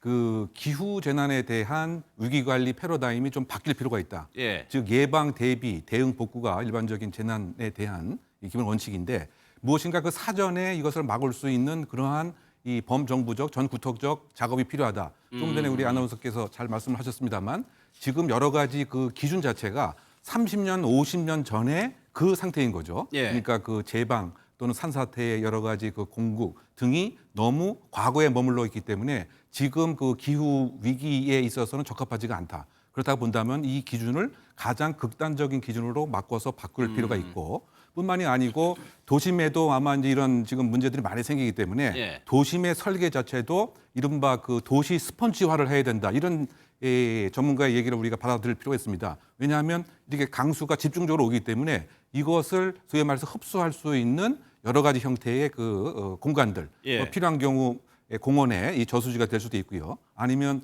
이 건축에 있어서 물을 흡수하는 이제 그런 것도 또 필요한 것이고 예. 또 한 측면에서 본다면 이런 기후 위기에 있어서 가장 중요한 것은 이 온실가스 감축인데 그것보다 한 단계 나아가서 이미 이런 상태를 받아들여서 이런 기후 위기에 적응할 수 있는 즉 이러한 복구력을 확보할 수 있는 이러한 그 정책이 지금 좀 필요한 상황으로 저는 개인적으로 평가합니다. 알겠습니다. 다음 소식을 살펴볼 텐데 배우 박상민 씨의 음주운전 관련 선고가 어제 나왔다고 합니다. 이 박상민 씨라고 하면은 장군의 아들 그 주인공이었던 그분 맞는 거죠? 맞습니다. 박상민 씨가 지난해 5월에 지인의 집에서 술을 마시다가 아침에 술이 안 깬 상태로 운전을 하다가 경찰에 적발이 됐습니다. 예. 당시에 박상민 씨가 만취 상태로 운전을 하다가 골목길에서 잠시 잠이 든 상태로 어떤 사람이 발견을 해서 요걸 경찰에 신고를 한 건데요. 당시 혈중 알코올 농도가 무려 면허 취소 수치였다고 전해지고 예, 있습니다. 면허 취소 수준이면 상당히 좀 심각하다고도 볼 수가 있는데 그러면 법원은 어떻게 판결을 내렸습니까? 근데 그 1심 그에서는 징역 6개월, 집행유예 2년을 예. 이제 선고를 했는데 지금 박상민 씨 측에서는 양형 부당을 이유로 이제 항소를 했습니다. 항소심의 그 결과는 특별히 사정이 그 달라진 것이 없다. 그래서 그 동일한 그 징역 2년, 집행유예 1심과 똑같이요. 똑같죠. 예. 징역 6개월, 집행유예 2년을 부과했고요. 이거 플러스 이 안전운전 수칙에 대한 교육을 받을 필요가 있다. 이런 그 수강명령까지 부과한 내용입니다. 예. 그런데 제 기억에도 박상민 씨 음주운전이 이번 처음은 아닌 것 같은데. 맞습니다. 예. 이번이 세 번째입니다. 세 번째. 처음 적발됐던 게 97년도였고요. 이때는 음주운전하다가 접촉사고를 냈어요. 근데 이후에 도주를 하다가 결국 경찰에 붙잡혔습니다. 이후 2021년에도 음주운전으로 적발돼서 면허 정지 처분까지 받은 사례가 있었습니다. 예. 그러면 이경민 변호사님 면허 정지 처분 받고 또 음주운전을 했다는 건데 이게 기본적으로 상식적으로 가중처벌 이런 게 적용이 안 된 건가요 이번 판결은?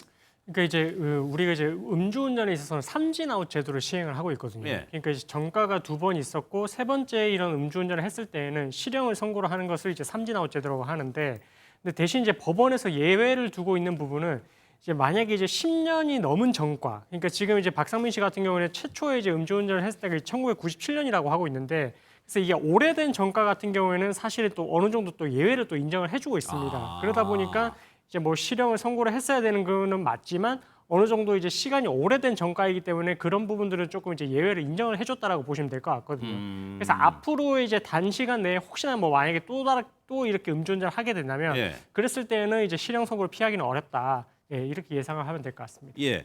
그런데 이 교수님 이번에는 면허 취소 수준이에요. 면허 정지가 아니고 그러면 앞으로 박상민 씨는 운전을 못 하게 되는 겁니까? 어떻게 되는 겁니까? 일정 기간은 이제 못하게 되는 거죠. 일정 기간. 네, 근데 그 얘기는 뭐냐면 일단은 그 면허 취소이기 때문에 소급해서 무효로 되는 겁니다. 예. 면허 정지는 일정 기간만 면허를 못 하는데 그런데 이 면허 취소에 관련돼서 다시 시험을 응시를 할 수가 있는데 여기에 결격 기간이 부과되어 있습니다. 이 결격 기간의 그 종류는 통상 1년, 2년, 3년, 5년 이렇게 구분할 수가 있는데 뭐 1년의 그 결격 기간은 예를 들면 음주운전 1회의 취소가 되었을 때, 또 2년은 음주운전 2회 이상, 예. 그리고 음주운전이 3회 이상이고 교통사고까지 났다라고 하면 3년으로 시험을 못 보도록 되어 있는 거죠. 예. 그래서 그 기준을 지금 이 사례에 적용시켜 본다면 이 지금 음주운전 3회지만 이 사고가 난 것은 이제 아니기 때문에 2년 동안은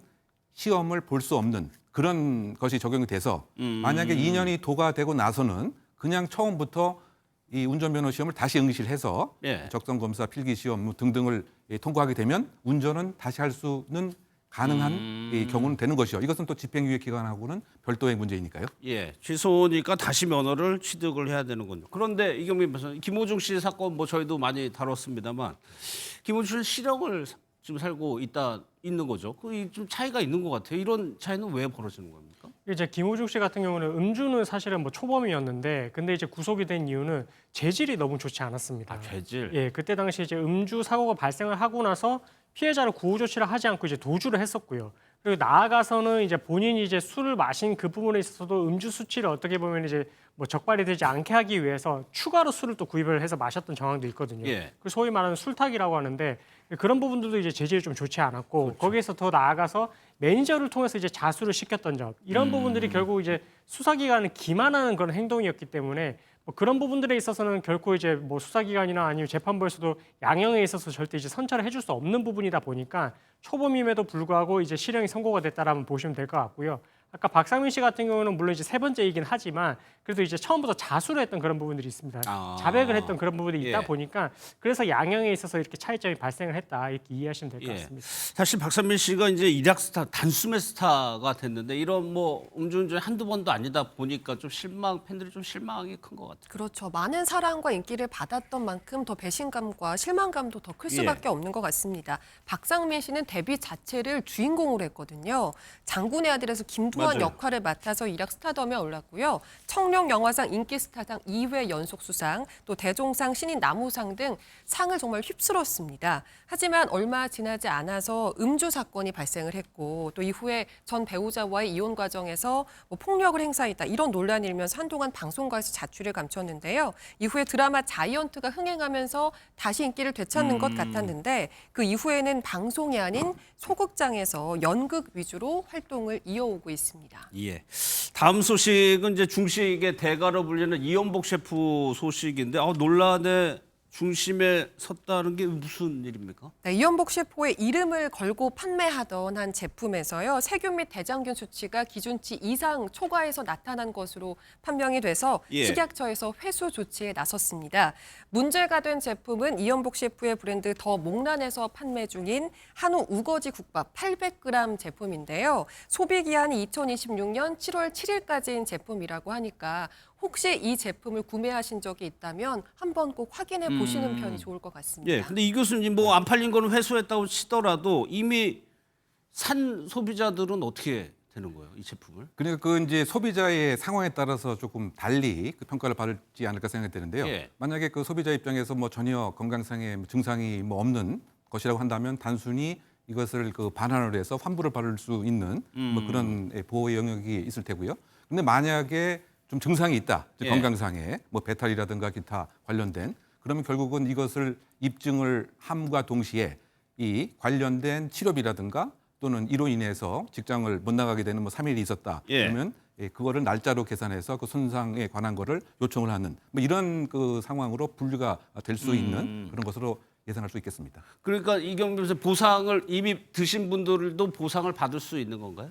그러니까 이제 만약에 이제 먹고 나서 바로 뭔가 이제 병원에 가게 됐다. 예. 이랬다면은 이제 뭐 그 부분에 있어서 뭐 업무상 과실치상 아니면은 이제 만약에 이제 이런 부분들에 대해서 민사로 손해배상 청구를 한다면은 추가로 청구를 할 수는 있는데 근데 다만 입증이 문제가 있습니다. 입증의 문제. 그걸 이제 원고 그러니까 소비자가 이제 입증을 해야 먹은 되고 사람이. 그렇습니다. 예. 근데 이제 내가 이걸 먹었을 뿐만 아니라 다른 또 이제 만약에 반찬을 먹고 이런 걸 먹었다라고 할 것 같으면 이 우거지 국밥만 갖고 이렇게 먹어서 이렇게 영향을 준 게 맞느냐 이런 부분들에 대해서 이제 직접적인 인과관계가 있다라고 볼 수 없다라고 할 수도 있는 부분이거든요. 예. 그래서 이제 뭐 만약에 다른 게 없고 그게 정확하게 입증이 된다면은 손해배상 받을 수 있겠지만 현실적으로는 이 이외에 다른 부분들까지 개입될 가능성이 있다 보니까 사실상 재판으로 가더라도 이제 입증받기는 좀 쉽지는 않을 것 같다 이렇게 이해하시면 될 것 같습니다. 예.